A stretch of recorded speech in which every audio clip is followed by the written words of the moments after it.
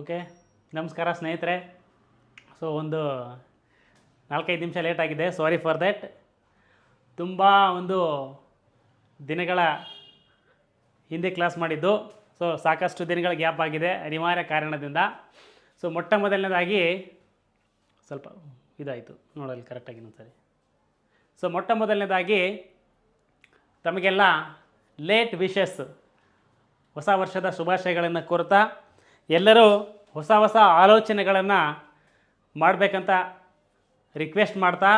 So ನೋಡಿ, ಪ್ರತಿಯೊಬ್ಬರು ಏನು ಅಂತಂದರೆ ತಮ್ಮ ಲೈಫಲ್ಲಿ ಯಾವುದೋ ಒಂದು ನೆಪ ಬೇಕಾಗಿರ್ತದೆ, ಏನಾದರೂ ಒಂದು ಹೊಸದು ಅಳವಡಿಸ್ಕೊಳ್ಳೋದಕ್ಕೆ. ಸೊ ಹಂಗೆ ಯಾವುದೋ ಆಗಿರ್ಬೋದು, ಅದು ಬರ್ಡೇ ಆಗಿರ್ಬೋದು ಅಥವಾ ಇಲ್ಲಾಂದರೆ ಹೊಸ ವರ್ಷ ಸೆಲೆಬ್ರೇಷನ್ ಆಗಿರ್ಬೋದು, ನಿಮಗೆ ಸಂಬಂಧಪಟ್ಟಂಥ ಯಾವುದೇ ಒಂದು ವಿಶೇಷ ದಿನ ಆಗಿರ್ಬೋದು. ಆ ದಿನದಿಂದ ನೀವೇನು ಮಾಡಬೇಕು ಅಂತಂದರೆ ನಿಮ್ಮಲ್ಲೇ ಚೇಂಜಸ್ಗಳನ್ನು, ಅಂದರೆ ಪಾಸಿಟಿವ್ ಚೇಂಜಸ್ಗಳನ್ನು, ಒಳ್ಳೆಯ ಒಂದು ನಡತೆಗಳನ್ನು ಕಲಿಯೋದಕ್ಕೆ ಆ ಒಂದು ದಿನಾನ ನೆಪ ಮಾಡ್ಕೊಳ್ಬೇಕು. ಈಗ ಹಾಗೆ ಹೊಸ ವರ್ಷ ಕೂಡ ಅಷ್ಟೇ, ಆ ದಿನದಿಂದ ನೀವು ಕೆಲವೊಂದುಗಳನ್ನು ಹೊಸ ಒಳ್ಳೆಯ ಥಿಂಗ್ಸ್ಗಳನ್ನು ನೀವು ಅಳವಡಿಸ್ಕೊಳ್ಬೇಕು ಅಂತ ಹೇಳ್ತಾ, so without wasting the time ನಮ್ಮ ಒಂದು ಕ್ಲಾಸ್ ಸ್ಟಾರ್ಟ್ ಮಾಡೋಣ. ಗೆಳೆಯರೆ, ಇದಕ್ಕಿಂತ ಮುಂಚೆ ಬಯಾಲಜಿಯಲ್ಲಿ ನಾನು ಹೇಳ್ತಿದ್ದೆ ನಿಮಗೆ, ಬಯಾಲಜಿಯಲ್ಲಿ ಸ್ಟೆಪ್ ಬೈ ಸ್ಟೆಪ್ ಏನೇನಿದ್ದಾವೆ ಒನ್ ಬೈ ಒನ್ ಎಲ್ಲನೂ ಚಾಪ್ಟರ್ ವೈಸ್ ಮಾಡ್ಕೊಂಡು ಹೋಗೋಣ ಅಂತೇಳಿ. ಸೊ ನಾವೇನಂತಂದರೆ ಮೊದಲನೇದಾಗಿ ಬಯಾಲಜಿಯಲ್ಲಿ ಸೈಟಾಲಜಿ ಅಂತಕ್ಕಂಥದ್ದನ್ನು ನೋಡಿದ್ದೀವಿ. ಅದಾದಮೇಲೆ ಹಿಸ್ಟಾಲಜಿ ಅಂತಕ್ಕಂಥ ಒಂದು ಚಾಪ್ಟರ್ ಮುಗಿಸಿದ್ದೀವಿ. ಈಗ ಇವತ್ತು ಏನಪ್ಪ ಅಂತಂದರೆ ಹೆಮಟಾಲಜಿ ಅಂತಕ್ಕಂಥ ಒಂದು ಚಾಪ್ಟ್ರು ನಾವು ಯಾವಾಗಲೂ ಹಿಂಗೆ ಸ್ಟಡಿ ಮಾಡೋಣ, ಯಾಕೆಂದರೆ ಬಯಾಲಜಿ ಹಿಂಗೆ ಸ್ಟಡಿ ಮಾಡಬೇಕು. ಓಕೆನಾ? ಹಾಗಾದರೆ ಇವತ್ತಿನ ಚಾಪ್ಟರು ಹೆಮಟಾಲಜಿ. ಏನಪ್ಪ ಹೆಮಟಾಲಜಿ ಅಂತಂದರೆ ಕನ್ನಡದಲ್ಲಿ ರಕ್ತಕೋಶಗಳ ಅಧ್ಯಯನ. ರಕ್ತಕೋಶಗಳ ಅಧ್ಯಯನ, ಇದಕ್ಕೆ ನಾವೇನಂತ ಕರಿತೀವಿ? ಹೆಮಟಾಲಜಿ ಅಂತೇಳಿ ಕರಿತೀವಿ. ಸೊ ಹಾಗಾದರೆ ಇವತ್ತಿನ ಚಾಪ್ಟರ್ ಹೆಮಟಾಲಜಿ ನೋಡೋಣ. ನೋಡಿ, ಇಲ್ಲೇ ಹೆಮಟಾಲಜಿ, ಇಂಗ್ಲೀಷಲ್ಲಿ ಹೆಮಟಾಲಜಿ ಇದೆ, ಇದು ಕನ್ನಡದಲ್ಲಿ ಹೆಮಟಾಲಜಿ ಅಂದರೆ ರಕ್ತಕೋಶಗಳ ಅಧ್ಯಯನ. ಇಲ್ಲಿ ನೋಡಿ, ಹಾಗಾದರೆ ರಕ್ತ ಮತ್ತು ರಕ್ತದ ಅಸ್ವಸ್ಥತೆ. ಅಸ್ವಸ್ಥತೆ ಅಂತಂದರೆ ಡಿಸಾರ್ಡರ್ಸ್. ಎಷ್ಟಿರಬೇಕು ಅಷ್ಟಿಲ್ಲ, ಕಡಿಮೆ ಆದರೂ ಇರ್ಬೋದು, ಹೆಚ್ಚಾದರೂ ಇರ್ಬೋದು, ಹೆಂಗಿರಬೇಕು ಹಂಗಿಲ್ಲ, ಅದಕ್ಕೇನಾದರೂ ಇರ್ಬೋದು. ಓಕೆನಾ? ಅದಕ್ಕೆ ಡಿಸಾರ್ಡರ್ಸ್ ಅಂತೇಳಿ ಕರಿತೀವಿ, ಅಸ್ವಸ್ಥತೆ ಅಂತೇಳಿ ಕರಿತೀವಿ. ಹಾಗಾದರೆ ಯಾವುದು ಅಸ್ವಸ್ಥತೆ? ರಕ್ತ ಮತ್ತು ಅದರ ಅಸ್ವಸ್ಥತೆಯ ಬಗ್ಗೆ ಅಧ್ಯಯನ ಮಾಡ್ತಕ್ಕಂಥ ಒಂದು ಶಾಸ್ತ್ರ ಇದೆ. ಆ ಒಂದು ಶಾಸ್ತ್ರಕ್ಕೆ ನಾವೇನಂತ ಕರಿತೀವಿ ಗೆಳೆಯರೆ? ಹೆಮಟಾಲಜಿ ಅಂತೇಳಿ ಕರಿತೀವಿ, ಹೆಮಟಾಲಜಿ. ಹಾಗಾದರೆ ಭಾಳಷ್ಟು ಜನ ಇಲ್ಲಿ ಕನ್ಫ್ಯೂಷನ್ ಮಾಡ್ಕೊಳ್ತಾರೆ. PC PSI ಎಕ್ಸಾಮ್ಸ್ಗಳು ಹಳೆಯದು ಕೇಳಿರ್ತಕ್ಕಂಥದ್ದು ಏನಪ್ಪ ಅಂದರೆ, ರಕ್ತಗಳ ಬಗ್ಗೆ ಅಧ್ಯಯನ ಮಾಡ್ತಕ್ಕಂಥ ಶಾಸ್ತ್ರ ಅಂತೇಳಿ ಕೊಟ್ಬಿಟ್ಟು ಆಪ್ಷನ್ಸ್ನಲ್ಲಿ option A haematology, option B cytology, option D histology, option C histology, option D ಯಾವುದು ಸಿರಾಲಜಿ ಅಂತ ಹೇಳಿ ಕೊಟ್ಬಿಡ್ತಾರೆ. ಸೊ ಆವಾಗ ನಿಮಗೆ ಈ ಸಿರಾಲಜಿ ಮತ್ತು ಹೆಮಟಾಲಜಿ ಎರಡರಲ್ಲಿ ಕನ್ಫ್ಯೂಷನ್ ಆಗ್ತದೆ. ಹೌದಾ? ಸಿರಾಲಜಿ ಮತ್ತು ಹೆಮಟಾಲಜಿ ಭಾಳಷ್ಟು ಜನರಿಗೆ ಗೊತ್ತಿಲ್ಲ, ಇದು ಕನ್ಫ್ಯೂಷನ್ ಆಗ್ತದೆ. Serology, haematology. ಸಿರಾಲಜಿ ಕೂಡ ರಕ್ತಕ್ಕೆ ಅಧ್ಯಯನ ಮಾಡ್ತಕ್ಕಂಥ ಶಾಸ್ತ್ರನೇ. ಹಾಗಾದರೆ ಡಿಫ್ರೆನ್ಸ್ ಏನು ಅಂತ ನಾನು ಹೇಳ್ತೀನಿ, ಇಲ್ಲಿ ಕರೆಕ್ಟಾಗಿ ಕೇಳಿ. ಏನಪ್ಪ ಅಂದರೆ ನೋಡಿ, ಇಲ್ಲಿ ಸಂಪೂರ್ಣವಾಗಿ ರಕ್ತಗಳ ಬಗ್ಗೆ, ರಕ್ತ ಮತ್ತು ಅದರ ಅಸ್ವಸ್ಥತೆ ಬಗ್ಗೆ ಅಧ್ಯಯನ ಮಾಡ್ತಕ್ಕಂಥ ಶಾಸ್ತ್ರ ಕೇಳಿದ್ರೆ ನೀವು 100% ಹೆಮಟಾಲಜಿನೇ ಹಾಕಬೇಕು. ಹಾಗಾದರೆ ಸರ್ ಏನು ಸರ್ ಡಿಫ್ರೆನ್ಸು? ಸಿರಾಲಜಿ ಅಂತಂದರೆ ಏನು ಸರ್? ಸಿರಾಲಜಿ ಅಂತಂದರೆ ಏನು ನೋಡಿ, ಇಲ್ಲಿ ರಕ್ತಸಾರ ಅಥವಾ ಇದಕ್ಕೆ ಇಂಗ್ಲೀಷಲ್ಲಿ ಸಿರಮ್ ಅಂತೇಳಿ ಕರಿತೀವಿ. ಸಿರಮ್ ಅಂದ್ರೇನು ನಾನು ನೆಕ್ಸ್ಟ್ ಲೇಡಲ್ಲಿ ಹೇಳ್ತೀನಿ. ಈ ಸಿರಮ್ ಬಗ್ಗೆ ಅಧ್ಯಯನ ಮಾಡ್ತಕ್ಕಂಥ ಶಾಸ್ತ್ರ ಅಥವಾ ರಕ್ತಸಾರದ ಬಗ್ಗೆ ಅಧ್ಯಯನ ಮಾಡ್ತಕ್ಕಂಥ ಶಾಸ್ತ್ರಕ್ಕೆ ನಾವು ಹೆಸರೇ ಹೇಳಿದಂಗೆ ಸಿರಾಲಜಿ. ನೋಡಿ ಇಲ್ಲೇ ಸಿರಮ್, ಅದಕ್ಕೆ ಸಿರಾಲಜಿ ಅಂತೇಳಿ ಕರಿತೀವಿ. ಹಾಗಾದರೆ ರಕ್ತಸಾರ ಅಥವಾ ಸಿರಮ್ ಅಂದ್ರೇನು ನೆಕ್ಸ್ಟ್ ಸ್ಲೈಡಲ್ಲಿ ನೋಡೋಣ. ಅದಕ್ಕಿಂತ ಮುಂಚೆ ಈ ರಕ್ತಗಳ ಬಗ್ಗೆ ಅಧ್ಯಯನ ಮಾಡ್ತಕ್ಕಂಥ ಶಾಸ್ತ್ರಕ್ಕೆ ಹೆಮಟಾಲಜಿ ಅಂತೇಳಿ ಕರೀತಾರೆ. ಯಾಕೆ ಅಂತಂದರೆ ಹೆಮೋ ಅಂತಂದರೆ ರಕ್ತ. ಯಾವ ರೀತಿ ಸೈಟೋ ಅಂದರೆ ಜೀವಕೋಶ, ಯಾವ ರೀತಿ ಕೆಲವೊಂದು ವರ್ಡ್ಸ್ಗಳು ಹೇಳಿದ್ರೆ ಅದ್ರ ಮೀನಿಂಗ್ ಇರ್ತಾವೋ ಹಂಗೆ ಈಗ ಹೀಮೋ ಅಂತಂದರೆ ರಕ್ತ. ಸೊ ಅದ್ರ ಬಗ್ಗೆ ಅಧ್ಯಯನ ಮಾಡ್ತಕ್ಕಂಥ ಶಾಸ್ತ್ರಕ್ಕೆ ಹೆಮಟಾಲಜಿ ಅಂತೇಳಿ ಕರಿತೇವೆ. ಓಕೆನಾ? ಹಾಗಾದರೆ ರಕ್ತಸಾರ ಅಥವಾ ಸೀರಮ್ ಬಗ್ಗೆ ಅಧ್ಯಯನ ಮಾಡ್ತಕ್ಕಂಥ ಶಾಸ್ತ್ರಕ್ಕೆ ನಾವೇನಂತ ಕರಿತೀವಿ? Serology. So very important, haematology ಮತ್ತು ಸಿರಾಲಜಿ ಇವೆರಡರ ಬಗ್ಗೆ ಡಿಫ್ರೆನ್ಸು ಗೊತ್ತಿರಲಿ ಗೆಳೆಯರೆ. ಹಾಗಾದರೆ ನೋಡಿ, ನೆಕ್ಸ್ಟ್ ಮುಂದಿನ ಸ್ಲೈಡ್ ಹೋಗೋಣ. ಏನು ಸಿರಮ್ ಅಂದರೆ ಏನು ಅಂತ ನೋಡೋಣ ನಾವು. ನೋಡಿ, ಇವತ್ತು ವೆರಿ ಇಂಪಾರ್ಟೆಂಟ್ ಕ್ಲಾಸು. ಯಾಕೆ ಅಂತಂದರೆ ಯಾವುದಾದ್ರೂ ಕ್ವಶನ್ ಪೇಪರ್ ನೋಡಿ, ರಕ್ತಕ್ಕೆ ಸಂಬಂಧಪಟ್ಟಂತೆ ಕ್ವಶನ್ಸ್ ಇದ್ದೇ ಇರ್ತವೆ. So very important. ಅದಕ್ಕೋಸ್ಕರನೇ ಎಲ್ಲ ಎಕ್ಸಾಮ್ಸ್ಗಳಿಗೂ ಕೇಳ್ತಾರೆ. ರಕ್ತದ ಬಗ್ಗೆ ನಿಮಗೆ ಸಂಪೂರ್ಣವಾದಂಥ ಮಾಹಿತಿ ಇವತ್ತಿರ್ತದೆ ಪಾರ್ಟ್ 1ನಲ್ಲಿ. ನೆಕ್ಸ್ಟ್ ಪಾರ್ಟ್ 2ನಲ್ಲಿ ಏನಪ್ಪ ಅಂತಂದರೆ ಟೋಟಲ್ ಮಿಕ್ಕಿದಂಥ ಒಂದು ರಿಮೈನಿಂಗ್ ಪಾರ್ಟನ್ನು ಮಾಡೋಣ. ನೋಡಿ ಈಗ ಹೆಮಟಾಲಜಿ. ಹಾಗಾದರೆ ನೋಡಿ ಇಲ್ಲಿ ಸೀರಮ್ ಮತ್ತು ಪ್ಲಾಸ್ಮಾ ಎರಡರ ಬಗ್ಗೆ ಡಿಫ್ರೆನ್ಸ್ ತಿಳ್ಕೊಳ್ಳೋಣ ಫಸ್ಟು. ಯಾಕೆ ಅಂದರೆ ನನಗೆ ಸಿರಮ್ ಬಗ್ಗೆ ಅಧ್ಯಯನ ಮಾಡ್ತಕ್ಕಂಥ ಶಾಸ್ತ್ರಕ್ಕೆ ಸಿರಾಲಜಿ ಅಂತ ಹೇಳಿದ್ದೀನಿ ತಾನೆ. ಹಾಗಾದರೆ what is actually serum? Before going to serology we should know the meaning of serum. What is actually serum? ಇಲ್ಲಿ ಬನ್ನಿ, ಎಲ್ಲಾರ್ದು ಕಾನ್ಸಂಟ್ರೇಷನ್ ಇಲ್ಲಿರಲಿ. ನೋಡಿ ಏನಪ್ಪ ಅಂದರೆ ಈ ಒಂದು ಟೆಸ್ಟ್ ಟ್ಯೂಬಲ್ಲಿ ರಕ್ತವನ್ನು ಹಾಕಿದ್ದೀವಪ್ಪ. ಓಕೆನಾ? ರಕ್ತ ಇಲ್ಲಿ ಹಾಕಿದ್ದೀವಿ. ಈ ಒಂದು ಟೆಸ್ಟ್ ಟ್ಯೂಬಲ್ಲಿ ನೋಡಿ RBCಗಳು ಕೆಳಗಡೆ ಕೂತ್ಕೊಂಡು, ನೋಡಿ ಇಲ್ಲಿ RBCಗಳು, ಇದು RBC ಕೆಳಗಡೆ ಕೂತ್ಕೊಂಡಿದ್ದಾವೆ. ಆಮೇಲೆ ಮಧ್ಯದಲ್ಲಿ WBC ಮತ್ತು ಪ್ಲೇಟ್ಲೆಟ್ಸ್ಗಳು, RBC WBC ಪ್ಲೇಟ್ಲೆಟ್ಸ್ಗಳು ಎಲ್ಲವೂ ಇಲ್ಲಿಗೆ ಕ್ಲೋಸ್ ಆಯಿತು, ಇಲ್ಲಿಂದ ಈ ಕಡೆ. ಓಕೆನಾ? ಇದರ ಮೇಲೆ ಏನಿದೆ ನೋಡಿ, ಇಲ್ಲೇ ನೀರಿನ ಒಂದು ವಸ್ತು, ಅಂದರೆ ಇದರ ಮೇಲೆ ರಕ್ತದಲ್ಲಿರ್ತಕ್ಕಂಥ ನೀರಿನ ವಸ್ತು, ಅದಕ್ಕೆ ನಾವೇನಂತ ಕರಿತೀವಿ? ಪ್ಲಾಸ್ಮಾ ಅಂತೇಳಿ ಕರಿತೀವಿ. ನೋಡಿ, ರಕ್ತದಲ್ಲಿರ್ತಕ್ಕಂಥ ನೀರಿನ ವಸ್ತುಗೆ ನಾವೇನಂತ ಕರಿತೀವಿ? ಪ್ಲಾಸ್ಮಾ ಅಂತೇಳಿ ಕರಿತೀವಿ. ಹಾಗಾದರೆ ಪ್ಲಾಸ್ಮಾ ಕ್ಲಿಯರ್ ಆಯ್ತಾ? ಪ್ಲಾಸ್ಮಾ ಅಂತಂದ್ರೇನು? ರಕ್ತದಲ್ಲಿರ್ತಕ್ಕಂಥ ನೀರಿನ ವಸ್ತು, ಅಂದರೆ ನೀರಿನಂತಹ ವಸ್ತು. ಹಾಗಾದರೆ ಈ ಪ್ಲಾಸ್ಮಾ ಮತ್ತು ಸಿರಮ್ಗೆ ಏನು ಡಿಫ್ರೆನ್ಸು? ಏನು ಡಿಫ್ರೆನ್ಸ್ ಇಲ್ಲ. ಮತ್ತು ಯಾಕೆ ಸರಿ ಹೇಳ್ತಾ ಇದ್ದೀರಾ? ಒಂದೇ ಚಿಕ್ಕದ ಡಿಫ್ರೆನ್ಸ್. ಅದೇ ಇಲ್ಲಿ ಸಿರಾಲಜಿ ಸ್ಟಡಿ ಆಗ್ತದೆ. ಏನು ನೋಡಿ, ಈಗ ಪ್ಲಾಸ್ಮಾ ಅಂದರೆ ಗೊತ್ತಾಯಿತು, ರಕ್ತ ಅಂತೂ ಸುಮ್ಮನೆ ಹರಿಬೇಕಂದ್ರೆ ಹಂಗೆ ತನ್ನಷ್ಟು ತಾನೇ ಹೋಗಲ್ಲ. ಒಂದು ಚಾನಲ್ನಲ್ಲಿ ನೀರು ಹೋಗಬೇಕು, ಏನಾದರೂ ವಸ್ತುಗಳು ತೇಲ್ಕೊಂಡು ಹೋಗ್ಬೇಕಂದ್ರೆ ಅದ್ರ ಜೊತೆ ಏನಾದರೂ ನೀರು ಅಥವಾ ಯಾವುದಾದ್ರೂ ಒಂದು ದ್ರವರೂಪದ ವಸ್ತು ಇರಲೇಬೇಕು ತಾನೆ. ಸೊ ರಕ್ತನೂ ಕೂಡ ಹೋಗಬೇಕು ಅಂತಂದರೆ ದ್ರವರೂಪದ ವಸ್ತು ಏನಾದರೂ ಇರಬೇಕು. ಅಂಥ ಒಂದು ರಕ್ತದಲ್ಲಿರ್ತಕ್ಕಂಥ ದ್ರವರೂಪದ ವಸ್ತು ಇದೆ, ಅದಕ್ಕೆ ನಾವೇನಂತ ಕರಿತೀವಿ? ಪ್ಲಾಸ್ಮಾ ಅಂತೇಳಿ ಕರಿತೀವಿ. ಹಾಗಾದರೆ ಆ ಪ್ಲಾಸ್ಮಾದಲ್ಲಿ ನೋಡಿ, ಇಲ್ಲೇ ಈ ಕಡೆ ಬನ್ನಿ, ಇದು ಪ್ಲಾಸ್ಮಾ. ಓಕೆನಾ? ಇದು ಪ್ಲಾಸ್ಮಾ. ನೋಡಿ ಇಲ್ಲೇ ಇದೆಲ್ಲ ಕಂಪ್ಲೀಟಾಗಿ ಪ್ಲಾಸ್ಮಾ. ಈ ಪ್ಲಾಸ್ಮಾದಲ್ಲಿ ಏನಪ್ಪ ಅಂತಂದರೆ ರಕ್ತ ಹೆಪ್ಪುಗಟ್ಟುತ್ತಲ್ಲ, ಆ ರೀತಿ ಹೆಪ್ಪುಗಟ್ಟುವಾಗಿ ಮಾಡ್ತಕ್ಕಂಥ ಹೆಪ್ಪು ಕಾರಕಗಳು ಅಂದರೆ ಕ್ಲಾಟಿಂಗ್ ಫ್ಯಾಕ್ಟರ್ಸ್. ನೋಡಿ ಇಲ್ಲೇ ಬ್ಲಡ್ ಕ್ಲಾಟ್, ಈ ಒಂದು ಹೆಪ್ಪು ಕಾರಕಗಳನ್ನು ಏನಾದರೂ ಪ್ಲಾಸ್ಮಾದಿಂದ ತೆಗೆದುಬಿಟ್ರೆ ರಿಮೈನಿಂಗ್ ಏನು ಉಳಿತದಲ್ಲ, ಅದಕ್ಕೆ ಸಾರ ಅಂತೇಳಿ ಕರಿತೀವಿ. ಅಥವಾ ನಿಮಗೆ ಸಿಂಪಲ್ ಆಗಿ ನೋಡಿ, ಸೀರಮ್ ಅಂತಂದರೆ ಏನು ಅಂದರೆ, ಇದು ಮ್ಯಾಥಮೆಟಿಕ್ಸ್ನಲ್ಲಿ ಹೇಳಬೇಕು ಅಂದರೆ serum is equal to plasma minus clotting factor.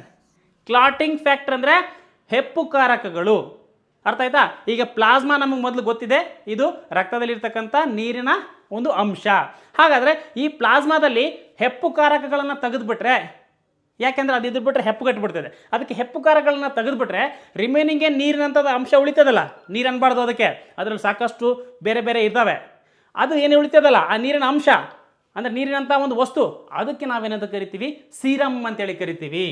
ನೋಡಿ ಸರ್, ಹಾಗಾದರೆ ಈ ಸೀರಮ್ನಲ್ಲಿ ಏನಿರ್ಬೋದು ಸರ್? ಬರೀ ನೀರಷ್ಟೇ ಇರ್ಬೋದು ಸರ್? ನೋ, ಇದರಲ್ಲಿ ಏನಿರ್ಬೋದು? ನೈಟ್ರೋಜಿನಸ್ ವೇಸ್ಟ್ ಇರ್ತದೆ, ಗ್ಯಾಸಸ್ ಇರ್ತದೆ, ಅಂದರೆ ಕಾರ್ಬನ್ ಡೈಆಕ್ಸೈಡು, ಆಕ್ಸಿಜನ್, ಇವೆಲ್ಲ ಗ್ಯಾಸಸ್ ಇರ್ತದೆ, ನ್ಯೂಟ್ರಿಯೆಂಟ್ಸ್ ಇರ್ತದೆ, ಎಲೆಕ್ಟ್ರೋಲೈಟ್ಸ್ಗಳಿರ್ತವೆ, ಅಮೈನೋ ಆ್ಯಸಿಡ್ಗಳಿರ್ತವೆ, ಪ್ರೋಟೀನ್ಗಳಿರ್ತವೆ. ಇವೆಲ್ಲವು ಯಾವುದರಲ್ಲಿ? ಇದರಲ್ಲಿ ಇರ್ತದೆ. ಓಕೆನಾ? ಇದರಲ್ಲಿ ಏನು ತೆಗೆದಿರ್ತಾರೆ ಅಂತಂದರೆ ಒಂದೇ ಒಂದು ಪ್ರೋಟೀನ್ ತೆಗೆದಿರ್ತಾರೆ. ಅದು ಯಾವ ಪ್ರೋಟೀನ್ ಅಂದರೆ ಆ ಪ್ರೋಟೀನು ರಕ್ತವನ್ನು ಹೆಪ್ಪುಗೊಟ್ಟಲು ಸಹಾಯ ಮಾಡ್ತದೆ. ಅಂಥ ಒಂದು ರಕ್ತ ಹೆಪ್ಪುಗೊಟ್ಟಲು ಸಹಾಯ ಮಾಡ್ತಕ್ಕಂಥ ಪ್ರೋಟೀನನ್ನು ತೆಗೆದುಬಿಟ್ರೆ ರಕ್ತ ಹೆಪ್ಪುಗೊಟ್ಟಲ್ಲ, ಹೆಂಗಿರುತ್ತೆ ಹಂಗೆ ಇದ್ಬಿಡ್ತದೆ, ನೀರಿದ್ದಂಗೆ. ಓಕೆನಾ? ಅಂಥ ಒಂದು ಹೆಪ್ಪುಗಟ್ಟದೇ ಇರುವಂತಹ ಒಂದು ರಕ್ತ ಅಂದರೆ ಈ ಒಂದು ಹೆಪ್ಪು ಕಾರಕಗಳನ್ನು ತೆಗೆದಾಗ ಏನು ಹೆಪ್ಪುಗಟ್ಟದೇ ಇರತಕ್ಕಂಥ ಒಂದು ರಕ್ತ ಇರ್ತದಲ್ಲ, ಅಂದರೆ ದ್ರವರೂಪದ ರಕ್ತ, ಅದಕ್ಕೆ ನಾವು ಸಿರಮ್ ಅಂತೇಳಿ ಕರಿತೀವಿ. ಅದ್ರ ಬಗ್ಗೆ ಅಧ್ಯಯನ ಮಾಡ್ತಕ್ಕಂಥ ಶಾಸ್ತ್ರಕ್ಕೆ ಸಿರಾಲಜಿ ಅಂತೇಳಿ ಕರಿತೀವಿ. ಓಕೆನಾ? ಇದರಲ್ಲಿ ಡಿಫ್ರೆನ್ಸ್ ಗೊತ್ತಾಗಿರ್ತದೆ ಅಂದ್ಕೊಂಡಿರ್ತೀನಿ. ಈ ಸೀರಮ್ ಬಗ್ಗೆ ಅಧ್ಯಯನ ಮಾಡ್ತಕ್ಕಂಥ ಶಾಸ್ತ್ರಕ್ಕೆ ಸಿರಾಲಜಿ ಅಂತೇಳಿ ಕರಿತೀವಿ. ಸಂಪೂರ್ಣವಾಗಿ ರಕ್ತದ ಬಗ್ಗೆ ಅಧ್ಯಯನ ಮಾಡ್ತಕ್ಕಂಥ ಶಾಸ್ತ್ರಕ್ಕೆ ಹೆಮಟಾಲಜಿ ಅಂತೇಳಿ ಕರಿತೀವಿ. ಇನ್ನೊಂದು ನಿಮಗೆ ಮಲ್ಟಿಪಲ್ ಚಾಯ್ಸ್ನಲ್ಲಿ ಗೊತ್ತಿರಬೇಕು, ಈ ಸೀರಮ್ನಲ್ಲಿ ಏನಿರ್ತವೆ ಸರ್? ಸೀರಮ್ನಲ್ಲಿ ಆ್ಯಂಟಿಬಾಡಿಗಳಿರ್ತವೆ, ಪ್ರೋಟೀನ್ಗಳಿರ್ತವೆ. ಅಂದರೆ ಆ್ಯಂಟಿಬಾಡಿ ಇವೆಲ್ಲ ಪ್ರೋಟೀನ್ಗಳು, ಆ್ಯಂಟಿಬಾಡಿಗಳಿರ್ತವೆ. ಹಾಗಾದರೆ ಇನ್ನೊಂದು ಕ್ವಶನ್ ಕೇಳಿಬಿಡ್ತಾನೆ, ಆ್ಯಂಟಿಜನ್ ಆ್ಯಂಟಿಬಾಡಿ ರಿಯಾಕ್ಷನ್, ಈ ಒಂದು ಪ್ರಕ್ರಿಯೆ ಅಧ್ಯಯನ ಮಾಡ್ತಕ್ಕಂಥ ಶಾಸ್ತ್ರ ಯಾವುದು ಅಂದರೆ ಆ್ಯಂಟಿಜನ್ ಆ್ಯಂಟಿಬಾಡಿಯನ್ನು ಅಧ್ಯಯನ ಆ್ಯಂಟಿಜನ್ ಆ್ಯಂಟಿಬಾಡಿ ರಿಯಾಕ್ಷನನ್ನು ಅಧ್ಯಯನ ಮಾಡ್ತಕ್ಕಂಥ ಶಾಸ್ತ್ರ ಯಾವುದು ಅಂತ ಕೇಳಿದಾಗಲೂ ನೀವು ಸಿರಾಲಜಿ ಅಂತ ಹೇಳಬೇಕು, ಅಲ್ಲಿ ಹೆಮಟಾಲಜಿ ಅಂತ ಹೇಳಬಾರ್ದು. ಓಕೆನಾ? ಯಾಕೆ ಅಂದರೆ ಇದು ಆ್ಯಂಟಿಜನ್ ಆ್ಯಂಟಿಬಾಡಿ. ಈಗ ಕೊರೋನಾ ಒಂದು ವೈರಸ್ ಬಂದಿದೆ, ಅದು ಆ್ಯಂಟಿಜನ್. ಅದಕ್ಕೆ ತಕ್ಕಂತೆ ಒಂದು ವ್ಯಾಕ್ಸಿನೇಷನ್ ಕಂಡುಹಿಡಿದಿದ್ದಾರೆ, ಇದು ಆ್ಯಂಟಿಬಾಡಿ. ಈ ಆ್ಯಂಟಿಜನ್ ಮತ್ತು ಆ್ಯಂಟಿಬಾಡಿ ಯಾವ ರೀತಿ ವರ್ಕ್ ಆಗ್ತಾ ಇದೆ ಇದು ಅಧ್ಯಯನ ಮಾಡ್ತಕ್ಕಂಥದ್ದು ಸಿರಾಲಜಿ. ಸೊ ಅದಕ್ಕೆ serum Indian institute of serum ಅಂದರೆ ಸಿರಮ್ ಇನ್ಸ್ಟಿಟ್ಯೂಟ್ ಆಫ್ ಟೆಕ್ನಾಲಜಿ ಎಲ್ಲಿದೆ? ಪುಣೆಯಲ್ಲಿದೆ. ಇದಕ್ಕೆ ಸಂಬಂಧಪಟ್ಟಂತೆ ಎಷ್ಟೋ ಬೇರೆ ಬೇರೆ ವ್ಯಾಕ್ಸಿನೇಷನ್ಗಳನ್ನು ಕಂಡುಹಿಡಿದಿದೆ. ಸೊ ಅದಕ್ಕೆ ಆ್ಯಂಟಿಜನ್ ಆ್ಯಂಟಿಬಾಡಿ ರಿಯಾಕ್ಷನ್ ಸ್ಟಡಿ ಮಾಡ್ತಕ್ಕಂಥ ಒಂದು ಶಾಸ್ತ್ರಕ್ಕೆ ಯಾವುದು ಅಂತ ಕರೀತಾರೆ ಅಂದರೆ serology. It is not haematology. ಈಗ ಇದ್ರ ಬಗ್ಗೆ ನಿಮಗೇನಪ್ಪ ಅಂದರೆ ಹೆಮಟಾಲಜಿ ಸಿರಾಲಜಿ ಡಿಫ್ರೆನ್ಸ್ ಅಂತ ಗೊತ್ತಾಯಿತು. ಆಪ್ಷನ್ನಲ್ಲಿ ಹೆಮಟಾಲಜಿ ಇಲ್ಲದಿದ್ದಾಗ ರಕ್ತಕ್ಕೆ ಸಂಬಂಧಿಸಿದಂಥ ಶಾಸ್ತ್ರ ಅಂತ ಕೊಟ್ಟಾಗ ನೆನ್ಪಿಟ್ಕೊಳ್ಳಿ, ಆಪ್ಷನಲ್ಲಿ ಹೆಮಟಾಲಜಿ ಇಲ್ಲದಿದ್ದಾಗ ಆವಾಗ ಅನಿವಾರ್ಯ ನೀವು ಸಿರಾಲಜಿನೇ ಹಾಕಬೇಕು. ಸಪೋಸ್ ಸಿರಾಲಜಿ ಕೊಟ್ಟಾಗ ರಕ್ತ ಮತ್ತು ರಕ್ತದ ಅಸ್ವಸ್ಥತೆಗೆ ಸಂಬಂಧಪಟ್ಟಂತೆ ಶಾಸ್ತ್ರ ಅಂತ ಕೇಳಿದಾಗ ನೀವು ಹೆಮಟಾಲಜಿ ಹಾಕಬೇಕು. ಇಷ್ಟು ನಿಮಗೆ ಕ್ಲಿಯರ್ ಇರಲಿ. ಈ ಪ್ಲಾಸ್ಮಾದಲ್ಲಿ ಈ ಕ್ಲಾಟಿಂಗ್ ಫ್ಯಾಕ್ಟರ್ ಅಥವಾ ಹೆಪ್ಪುಕಾರಕಗಳನ್ನು ತೆಗೆದಾಗ ಏನು ಉಳಿತದೆ ಸಾರ, ಅದಕ್ಕೆ ರಕ್ತಸಾರ ಅಂತೇಳಿ ಕರಿತೀವಿ. ಆ ಒಂದು ರಕ್ತಸಾರದ ಬಗ್ಗೆ ಅಧ್ಯಯನ ಮಾಡ್ತಕ್ಕಂಥ ಶಾಸ್ತ್ರಕ್ಕೆ ಏನಂತ ಕರಿತೀವಿ? ಸಿರಾಲಜಿ ಅಂತೇಳಿ ಕರಿತೀವಿ.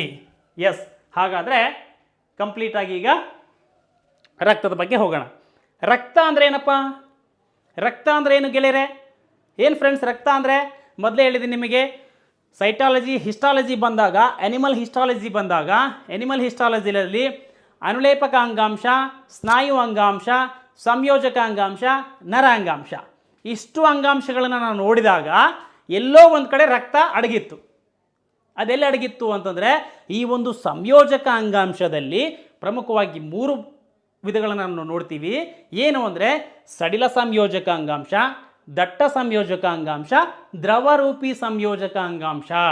ಈ ಒಂದು ಸಡಿಲ ಸಂಯೋಜಕ ಅಂಗಾಂಶನ ನೋಡಿದ್ದೀವಿ, ದಟ್ಟ ಸಂಯೋಜಕ ಅಂಗಾಂಶ, ಮೂಳೆ ಮೃದ್ವಸ್ಥಿ ಇವೆಲ್ಲ ನೋಡಿದ್ದೀವಿ. ಆಮೇಲೆ ನಾವು ಅಲ್ಲಿ ಒಂದು ಉಳಿಸಿದ್ದೀವಿ ಒಂದು ಟಾಪಿಕ್, ಏನು ಅಂದರೆ ದ್ರವರೂಪಿ ಸಂಯೋಜಕ ಅಂಗಾಂಶ. ದ್ರವರೂಪಿ ಅಂದರೆ ದ್ರವರೂಪದಲ್ಲಿರ್ತಕ್ಕಂಥದ್ದು, ಸಂಯೋಜಕ ಅಂಗಾಂಶ. ಹಾಗಾದರೆ ಒಟ್ಟಾರೆಯಾಗಿ ಈ ರಕ್ತ ಅಂತಕ್ಕಂಥದ್ದು ಏನು ಅಂತಂದರೆ ಇದು ಒಂದು ಅಂಗಾಂಶ. ಎಂಥ ಅಂಗಾಂಶ ಅಂದರೆ ದ್ರವರೂಪಿ ಸಂಯೋಜಕ ಅಂಗಾಂಶ. ನೋಡಿ ಇಲ್ಲೇ, ರಕ್ತವು ಒಂದು ದ್ರವರೂಪದ ಸಂಯೋಜಕ ಅಂಗಾಂಶ. ಗೊತ್ತಿರಲಿ, ರಕ್ತ ಯಾವುದೋ ಒಂದು ಆರ್ಗನ್ ಅಲ್ಲ. ರಕ್ತ ಅಂತಕ್ಕಂಥದ್ದು ಒಂದು ಯಾವುದು ಅಂಗ ಅಲ್ಲ, ಇದು ಜೀವಕೋಶ ಅಲ್ಲ, ಇದು ಅಂಗವ್ಯೂಹ ಅಲ್ಲ, ಇದು ಅಂಗರಚನೆ ಅಲ್ಲ. ಬದಲಾಗಿ ಇದು ಏನು ಅಂತಂದರೆ ಇದು ಅಂಗಾಂಶ. It is a tissue. ಅರ್ಥ ಆಯ್ತಾ? Blood is a tissue. That is which type of tissue? It is a connective tissue. ಓಕೆನಾ? That too it is a liquid connective tissue. ಹಾಗಾದರೆ ಯಾಕೆ ಟಿಶ್ಯೂ ಸರ್? ನಾವು ಮೊದಲೇ ಹೇಳಿದ್ದೀನಿ ನಿಮಗೆ, ಅಂಗಾಂಶ ಅಂತಕ್ಕಂಥದ್ದು ಗ್ರೂಪ್ ಆಫ್ ಸೆಲ್ಸ್ ಅಂದರೆ ಜೀವಕೋಶಗಳ ಗುಂಪಿಗೆ ನಾವು ಅಂಗಾಂಶ ಅಂತೇಳಿ ಕರಿತೀವಿ. ಅದೇ ರೀತಿ ಇದು ಕೂಡ ಒಂದು ರಕ್ತ ಅಂತಕ್ಕಂಥದ್ದು ಅಂಗಾಂಶ. ಸರ್ ಹಾಗಾದರೆ ಇದರಲ್ಲಿ ಜೀವಕೋಶ ಇದ್ದಾವೆ ಸರ್? ಇದಾವಲ್ಲ ರಕ್ತದಲ್ಲಿ. ಸರ್ ರಕ್ತ ಜೀವಕೋಶಗಳಿಂದ ಇದ್ದಾವೆ? ಹೌದು ಸರ್. ಹಾಗಾದರೆ ಯಾವ್ಯಾವ ಜೀವಕೋಶಗಳು ಇವೆ? RBC ಅಂತಕ್ಕಂಥದ್ದು ಒಂದು ಜೀವಕೋಶ, WBC ಅಂತಕ್ಕಂಥ ಒಂದು ಜೀವಕೋಶ, ಪ್ಲೇಟ್ಲೆಟ್ಸ್ ಅಂತಕ್ಕಂಥ ಜೀವಕೋಶ. ಇವೆಲ್ಲ ಜೀವಕೋಶಗಳು ಸೇರೇ ರಕ್ತ ಆಗಿರೋದು. ಹಾಗಾದರೆ ಅದ್ರ ಬಗ್ಗೆ ನೋಡೋಣ ಆಮೇಲೆ. ಎಸ್, ಹಾಗಾದರೆ ಇದು ರಕ್ತ ಒಂದು ಈ ಒಂದು ಯಾವುದಪ್ಪ ಅಂದರೆ ಒಂದು ದ್ರವರೂಪದ ಸಂಯೋಜಕ ಅಂಗಾಂಶ ಅಂತೇಳಿ ಗೊತ್ತಾಯಿತು ನಮಗೆ. ಈ ಒಂದು ಪಾಯಿಂಟ್ ಕ್ಲಿಯರ್ ಆಯಿತು. ಹಾಗಾದರೆ ಮನುಷ್ಯನ ದೇಹದಲ್ಲಿ ನಮ್ಮ ತೂಕಕ್ಕೆ ಸಂಬಂಧಪಟ್ಟಂಗೆ ಸರಾಸರಿ ಮಾನವ ದೇಹದಲ್ಲಿ ಎಷ್ಟು ಪ್ರಮಾಣದಲ್ಲಿ ರಕ್ತ ಇರ್ತದೆ ಅಂತಂದರೆ 8% ರಕ್ತ ಇರ್ತದೆ. ಉದಾಹರಣೆ ಅಂದ್ಕೊಳ್ಳಿ, ನನ್ನ ವೇಟು 100 kg ಅಲ್ಲ, ಇಮ್ಯಾಜಿನೇಷನ್ಗೆ ಹೇಳ್ತಾ ಇದ್ದೀನಿ, ನಂದು 72 kg. ಓಕೆನಾ? ನನ್ನ ವೇಟ್ ಇಮ್ಯಾಜಿನ್ 100 kg ಅಂತ ಇದ್ದೀವಿ ಅಂತ ಅಂದ್ಕೊಳ್ಳಿ. ಹಾಗಾದರೆ ನನ್ನಲ್ಲಿ ರಕ್ತ ಎಷ್ಟು kg ಇರ್ಬೋದು? 8 kg. 8 kg ಬರೀ ವೇಟ್ ಮಾಡಿದಾಗ ಬರೀ ರಕ್ತನೇ ಇರ್ತದೆ. ಅರ್ಥ ಆಯ್ತಾ? ಹಾಗಾದರೆ 8% ರಕ್ತ ಇರ್ತದೆ. ಹಾಗಾದರೆ sir next question very important, ಭಾಳ ಸರಿ ಎಕ್ಸಾಮಲ್ಲಿ ಕೇಳಿದ್ದಾರೆ. ಸರ್ ರಕ್ತ ಇದರ ಆಮ್ಲೀಯತೆನೋ ಇದರ ಏನಿದು ಆ್ಯಸಿಡ್ ಅಥವಾ ಬೇಸು, ಇದು ಆಮ್ಲನೋ ಅಥವಾ ಪ್ರತ್ಯಾಮ್ಲನೋ? ಇದು ಫಸ್ಟ್ ನಮಗೆ ಈ ಒಂದು pH ಮೌಲ್ಯ ಗೊತ್ತಿದ್ರೆ ನಮಗಿದು ಆ್ಯಸಿಡ್ ಬೇಸ್ ಅಂತ ಗೊತ್ತಾಗ್ತದೆ. ಈಗ ಆ್ಯಸಿಡ್ ಬೇಸ್ ಹೇಳೋದಕ್ಕಿಂತ ಮುಂಚೆ ಇದ್ರ pH ಮೌಲ್ಯ ಎಷ್ಟಪ್ಪ ಅಂತ ಗೊತ್ತಿರಬೇಕು. 7.4 ಗೆಳಿರೆ. ನೋಡಿ ಇಲ್ಲೇ 7.4. ಹಾಗಾದರೆ 7.4 ಅಂತಕ್ಕಂಥದ್ದು ಆ್ಯಸಿಡೋ ಬೇಸು, ಇದು ಈಸಿಲಿ ನೀವು ಹೇಳ್ಬಿಡ್ತೀರಾ. ಯಾಕೆಂದರೆ 0 to 7 ಏನು ಆ್ಯಸಿಡು, 7 ನ್ಯೂಟ್ರಲು, 7 to 14 ಬೇಸ್. ಇಲ್ಲಿ 7.4 ಇರೋದ್ರಿಂದ ಇದು ಪ್ರತ್ಯಾಮ್ಲ. ಹಾಗಾದರೆ ಟೈಮ್ ವೇಸ್ಟ್ ಮಾಡೋದು ಬೇಡ, ಮುಂದೆ ಬೇರೆ ಸ್ಲೈಡ್ಗೆ ಹೋಗೋಣ. ಎಸ್, ನಾನು ಪ್ರತಿಯೊಂದು ಪಾಯಿಂಟನ್ನು ನಿಮಗೆ ಪಾಯಿಂಟ್ ವೈಸ್ ಇಲ್ಲಿ ಮಾಡಿದ್ದೀನಿ. ವೆರಿ ವೆರಿ ವೆರಿ ಇಂಪಾರ್ಟೆಂಟು ಎಕ್ಸಾಮ್ಸಲ್ಲಿ. ಈಗ ಇದ್ರ ಮುಂದೆ ಹೆಂಗೆ ಕೇಳ್ತಾರೆ ಅನ್ನೋದ್ರ ಮೇಲೂ ಕೂಡ ಕೆಲವೊಂದು ಕವರ್ ಮಾಡಿದ್ದೀನಿ, ಆಮೇಲೆ ನಿಮಗೆ ಗೊತ್ತಾಗ್ತದೆ. ಮೊನ್ನೆ ಜೂನಿಯರ್ ಇಂಜಿನಿಯರಿಂಗ್ ಕೇಳಿದಂಥ ಎಕ್ಸಾಮ್ಸಲ್ಲಿ ಕೂಡ ಇದರಲ್ಲಿ ಆ ಕ್ವಶನ್ಸ್ ಕೂಡ ಇದರಲ್ಲಿ ಕವರ್ ಆಗಿದ್ದಾವೆ ನೋಡಿ. ಹಾಗಾದರೆ ಸಾಮಾನ್ಯ ರಕ್ತದ ಒಂದು ಪ್ರಮಾಣ ಎಷ್ಟಿರ್ತದಪ್ಪ? ಸಾಮಾನ್ಯವಾಗಿ ಎಷ್ಟಿರ್ತದೆ ಅಂತಂದರೆ 5.5 ಲೀಟ್ರ್ ಇರ್ತದೆ. ಆಪ್ಷನಲ್ಲಿ 5 ಲೀಟ್ರ್ ಇದ್ರೂ ಓಕೆ, ಅರ್ಥ ಆಯ್ತಾ? ಹಾಗಾದರೆ ಸ್ತ್ರೀಯರಲ್ಲಿ ಕಡಿಮೆ ಮಾಡಿದೆ, ಪುರುಷರಿಗೆ ಹೋಲಿಸಿದರೆ ಸ್ತ್ರೀಯರಲ್ಲಿ ಏನಪ್ಪ ಅಂದರೆ ಸ್ವಲ್ಪ ರಕ್ತದ ಪ್ರಮಾಣ ಕಡಿಮೆ ಇರ್ತದೆ. 4.5 ಇರ್ತದೆ ಸ್ತ್ರೀಯರಲ್ಲಿ. ಹಾಗಾದರೆ ಪುರುಷರಲ್ಲಿ 5.5 ಇರ್ತದೆ. ಇನ್ ಜನರಲ್ ಸರ್ವೇ ಸಾಮಾನ್ಯವಾಗಿ ಅಂದರೆ 5.5 ಇರ್ತದೆ. ಓಕೆನಾ? ಹಾಗಾದರೆ ಒಂದು ಇಂಪಾರ್ಟೆಂಟ್, ಇಷ್ಟೆಲ್ಲ ರಕ್ತ ಬಗ್ಗೆ ಗೊತ್ತಿದೆ. ಹಾಗಾದರೆ ಈ ರಕ್ತ ಎಲ್ಲಿ ಹುಟ್ಟುಕೊಳ್ತದೆ? ರಕ್ತದ ಉಗಮ ಎಲ್ಲಿ ಗೆಳೆಯರೆ? ಎಲ್ಲಿ ಈಗ ನಮ್ಮ ದೇಹ ಇದೆ ತಾನೆ, ಈ ತಲೆಯಿಂದ ಪಾದದವರೆಗೂ ನಮ್ಮ ದೇಹ ಇದೆ ನೋಡಿ. ಇಮ್ಯಾಜಿನ್ ಮಾಡ್ಕೊಳ್ಳಿ, ರಕ್ತ ಎಲ್ಲಿ ಹುಟ್ಟಬೋದು? ಎಲ್ಲಿ ಹುಟ್ಟುತ್ತದೆ? ಕ್ವಶನ್ಸ್ ಕೇಳಿದ್ದಾರೆ ಸರ್, ಕೇಳಿದ್ದಾರೆ ಎಕ್ಸಾಮ್ಸಲ್ಲಿ. ಎಲ್ಲಿ ಹುಟ್ಟುತ್ತದೆ ಅಂತಂದರೆ ಅಸ್ಥಿ ಮಜ್ಜೆ ಅಥವಾ ಇಂಗ್ಲೀಷಲ್ಲಿ bone marrow. The blood originates in bone marrow. Bone marrow of the human body. ನೋಡಿ ಇಲ್ಲಿ ಬೋನ್ ಮ್ಯಾರೋ ಅಂದರೆ ಇಂಗ್ಲೀಷಲ್ಲಿ ಅಸ್ಥಿ ಮಜ್ಜೆ, ಕನ್ನಡದಲ್ಲಿ ಅಸ್ಥಿ ಮಜ್ಜೆ, ಇಂಗ್ಲೀಷಲ್ಲಿ ಬೋನ್ ಮ್ಯಾರೋ. ಅದಕ್ಕೆ ಅಲ್ಲಿ ಹುಟ್ಕೊಳ್ತದೆ, ಗೊತ್ತಿರಲಿ. ಹಾಗಾದರೆ ಸರ್ ಬೋನ್ ಮ್ಯಾರೋ ಅಂದರೆ ಹೆಂಗೆ ಸರ್? ಹಾಗಾದರೆ ಎಲ್ಲ ಕಡೆ ಬೋನ್ ಇದ್ದಾವೆ, ಅದರೊಳಗಡೆ ದ್ರವರೂಪದ ವಸ್ತು ಇದೆ, ಅದಕ್ಕೆ ಅಸ್ಥಿ ಮಜ್ಜೆ ಅಂತೇಳಿ ಕರಿತೀವಿ, ಅದಕ್ಕೆ ಬೋನ್ ಮ್ಯಾರೋ ಅಂತೇಳಿ ಕರಿತೀವಿ. ಅಲ್ಲಿ ಅಲ್ಲಿ ಹುಟ್ಕೊಳ್ತದ ಸರ್ ಬ್ಲಡ್ಡು? ಹೌದು. ಅಲ್ಲಿ ಏನಪ್ಪ ಅಂದರೆ ಅಲ್ಲಿ ಆ ಒಂದು ಬೋನ್ ಮ್ಯಾರೋದಿಂದ ರಕ್ತವು ಹುಟ್ಕೊಳ್ತದೆ. ಅಲ್ಲಿ ಹುಟ್ಕೊಂಡು RBC ಆಗ್ಬೋದು, WBC ಆಗ್ಬೋದು, ಪ್ಲೇಟ್ಲೆಟ್ಸ್ಗಳಾಗಿರ್ಬೋದು, ಇವೆಲ್ಲ ಅಲ್ಲಿಂದನೇ ಹುಟ್ಕೊಳ್ತವೆ. ಸೊ ಹಾಗಾದರೆ ಸರ್ ಒಂದು ಕ್ವಶನ್ ಇಲ್ಲಿ, ನಮಗೆ ಈಗ ಡೆಲಿವರಿ ಆದಮೇಲೆ ಓಕೆ ಮಗು ಅಲ್ಲಿ ಬೋನ್ಗಳಿರ್ತವೆ, ಅಲ್ಲಿ ಬೋನ್ ಮ್ಯಾರೋದಲ್ಲಿ ಹುಟ್ಕೊಳ್ತದೆ. ಸೊ ಡೆಲಿವರಿ ಆಗೋದಕ್ಕಿಂತ ಮುಂಚೆ ಮಗು ಭ್ರೂಣಾವಸ್ಥೆಯಲ್ಲಿ ಇರ್ತದಲ್ಲ, ಸೊ ಅಲ್ಲೇನು ಸರ್ ಬೋನ್ಗಳೇ ಇರೋದಿಲ್ಲ, ಬರೀ ಮಾಂಸದ ಮುದ್ದೆ ಇರ್ತದೆ, ಅಲ್ಲೆಲ್ಲಿ ಹುಟ್ಕೊಳ್ತದೆ ಸರ್ ಅಂತ ಒಂದು ಕ್ವಶನ್ಸ್ ನಿಮ್ಮ ತಲೆಯಲ್ಲಿ ಬರ್ಬೋದು. ಅಲ್ಲಿ ಬಂದಾಗ ಏನಪ್ಪ ಅಂತಂದರೆ ಭ್ರೂಣಾವಸ್ಥೆಯಲ್ಲಿ ಯೋಕ್ ಸ್ಯಾಕ್ ಅಂತೇಳಿ ಕರಿತೀವಿ, ಅಥವಾ ಕನ್ನಡದಲ್ಲಿ ಲೋಳೆ ಚೀಲ ಅಂತೇಳಿ ಕರಿತೀವಿ. ಈ ಒಂದು ಭ್ರೂಣ ಇರ್ತದಲ್ಲ, ಆ ಭ್ರೂಣದ ಸುತ್ತಲೂ ಒಂದು ಚೀಲ ಇರ್ತದೆ, ಲೋಳೆ ಅಂತ ಚೀಲ. ಆ ಚೀಲದಲ್ಲಿ ಈ ಒಂದು ಬ್ಲಡ್ ಹುಟ್ಕೊಳ್ತದೆ. ಅರ್ಥ ಆಯ್ತಾ? ಯಾವಾಗ ಇದು ಏನಪ್ಪ ಅಂದರೆ ಭ್ರೂಣಾವಸ್ಥೆ ಇದಾಗಿ ಹೊರಗಡೆ ಬರ್ತದೆ ಮಗು, ಅಲ್ಲೇ ಬೋನ್ಗಳು ಬೆಳಿತವೆ. ಅಲ್ಲಿ ನೆಕ್ಸ್ಟ್ ಏನಪ್ಪ ಅಂದರೆ ಬ್ಲಡ್ ಎಲ್ಲಿ ಹುಟ್ಕೊಳ್ತದೆ? ಅಲ್ಲಿಂದ ಈ ಬೋನ್ ಮ್ಯಾರೋದಲ್ಲಿ ಹುಟ್ಕೊಳ್ತದೆ. ಸರ್ ಹಾಗಾದರೆ ಹೆಚ್ಚು ರಕ್ತಗಳನ್ನು ಹುಟ್ಕೊಳ್ತಕ್ಕಂಥ ಪ್ಲೇಸ್ ಯಾವ್ದು ಸರ್ ಅಂತ ನಿಮಗೆ ಕೇಳಿದಾಗ, ಆಬ್ವಿಯಸ್ಲಿ ನಿಮಗೆ ನಾನು ಫಸ್ಟ್ ಕ್ಲಾಸಲ್ಲಿ ಅಥವಾ ಸೆಕೆಂಡ್ ಕ್ಲಾಸಲ್ಲಿ ಹೇಳಿದ್ದೀನಿ, ಹಿಸ್ಟಾಲಜಿಯಲ್ಲಿ ಮಾನವ ದೇಹದಲ್ಲಿರ್ತಕ್ಕಂಥ ಅತ್ಯಂತ ದೊಡ್ಡ ಮೂಳೆ ಯಾವುದು ಅಂತ ಹೇಳಿದ್ದೀನಿ ನಿಮಗೆ. ಯಾವ್ದು ಗೆಳೆಯರೆ? ಎಸ್, ಈಗ ನಿಮ್ಮ ತಲೆಯಲ್ಲಿ ಬರಬೇಕು. ಯಾವುದು ಅಂದರೆ ಫೀಮರ್ ಅಥವಾ ತೊಡೆಯ ಮೂಳೆ. ತೊಡೆಯ ಮೂಳೆ ಅಂತ ಹೇಳ್ಕೊಂಡು ನಿಮಗೆ ನೆನಪು ಬರಬೇಕು ನೋಡಿ. ಈಗ ಮೂಳೆ ಉದ್ದ ಇದ್ದ ಮೇಲೆ ಆಬ್ವಿಯಸ್ಲಿ ಆ ಮೂಳೆ ತುಂಬ ಏನಿರ್ತದೆ? ಅಸ್ಥಿ ಮಜ್ಜೆ ಇರ್ತದೆ. ಅರ್ಥ ಆಯ್ತಾನೆ? ಸೊ ಅಷ್ಟು ಫುಲ್ಲು ಅಸ್ಥಿ ಮಜ್ಜೆ ಇದ್ದ ಮೇಲೆ ಆಬ್ವಿಯಸ್ಲಿ ಅಂದರೆ ರಕ್ತ ಹುಟ್ಟುಕೊಳ್ಳೋದು ಅಲ್ಲೇ ಜಾಸ್ತಿ. ಎಲ್ಲಪ್ಪ ಅಂತಂದರೆ ಫೀಮರ್ ಅಂತಕ್ಕಂಥ ಒಂದು ಮೂಳೆ, ಅದು ಮಾನವ ದೇಹದಲ್ಲಿ ಅತ್ಯಂತ ದೊಡ್ಡದಿರ್ತಕ್ಕಂಥ ಮೂಳೆ. ಕನ್ನಡದಲ್ಲಿ ತೊಡೆ ಮೂಳೆ ಅಂತೇಳಿ ಕರಿತೀವಿ, ಅದು ದೊಡ್ಡ ಮೂಳೆ. ಆಯಿತು. ಹಾಗಾದರೆ ರಕ್ತ ನಮಗೆ ಈಗ ಅಸ್ಥಿ ಮಜ್ಜೆಯಲ್ಲಿ ಹುಟ್ಕೊಳ್ತದೆ ಅಂತ ಗೊತ್ತಾಯಿತು. ನೋಡೋಣ ಇದ್ರ ಸೈಕಲ್ ಹೆಂಗೆ ಇರ್ತದೆ. ಎಲ್ಲಿ ಹುಟ್ಟು, ಎಲ್ಲಿ ಸಾವು. ಈ ಭೂಮಿ ಮೇಲೆ ಪ್ರತಿಯೊಂದು ಜೀವಿಗೂ ಕೂಡ ಹುಟ್ಟು ಸಾವು ಖಚಿತ ಇದೆ, ಹೌದಾ? ಮಾನವನಿಗೂ ಅಷ್ಟೇ. ನಮಗೆ ಹುಟ್ಟು ಅಂತಕ್ಕಂಥದ್ದು ಎಷ್ಟು ಸ್ವಾಭಾವಿಕನೋ, ಸಾವು ಅಂತಕ್ಕಂಥದ್ದು ಅಷ್ಟೇ ಖಚಿತ. ಆದರೂ ಕೂಡ ನಾವು ಇಷ್ಟೆಲ್ಲ ಹೊಡೆದಾಡ್ತೀವಿ, ಇಷ್ಟೆಲ್ಲ ಬೈಕೊಳ್ತೀವಿ, ಅವನ ಬಗ್ಗೆ ಮಾತಾಡ್ತೀವಿ, ಇವನ ಬಗ್ಗೆ ಮಾತಾಡ್ತೀವಿ. ಯಾವಾಗ ಹೋಗ್ತೀವಿ ಅಂತೇಳಿ ಗೊತ್ತಿಲ್ಲ. ಅರ್ಥ ಆಯ್ತಾ? ಏನು ಮಾಡಿದ್ದಾನೆ ಅಂದರೆ ದೇವರು ನಮ್ಮ ಸಾವಿಗೆ ಪರದೆಯನ್ನು ಹಾಕಿದ್ದಾನಂತೆ. ಸಾವು ಅಂತಕ್ಕಂಥದ್ದಕ್ಕೆ ಪರದೆ ಹಾಕಿದ್ದಾನಂತೆ ದೇವರು. ಅಂದರೆ ಅದರ ಅರ್ಥ ಯಾವಾಗ ಬರುತ್ತೋ ಎಲ್ಲಿ ಬರುತ್ತೋ ಗೊತ್ತಿಲ್ಲ.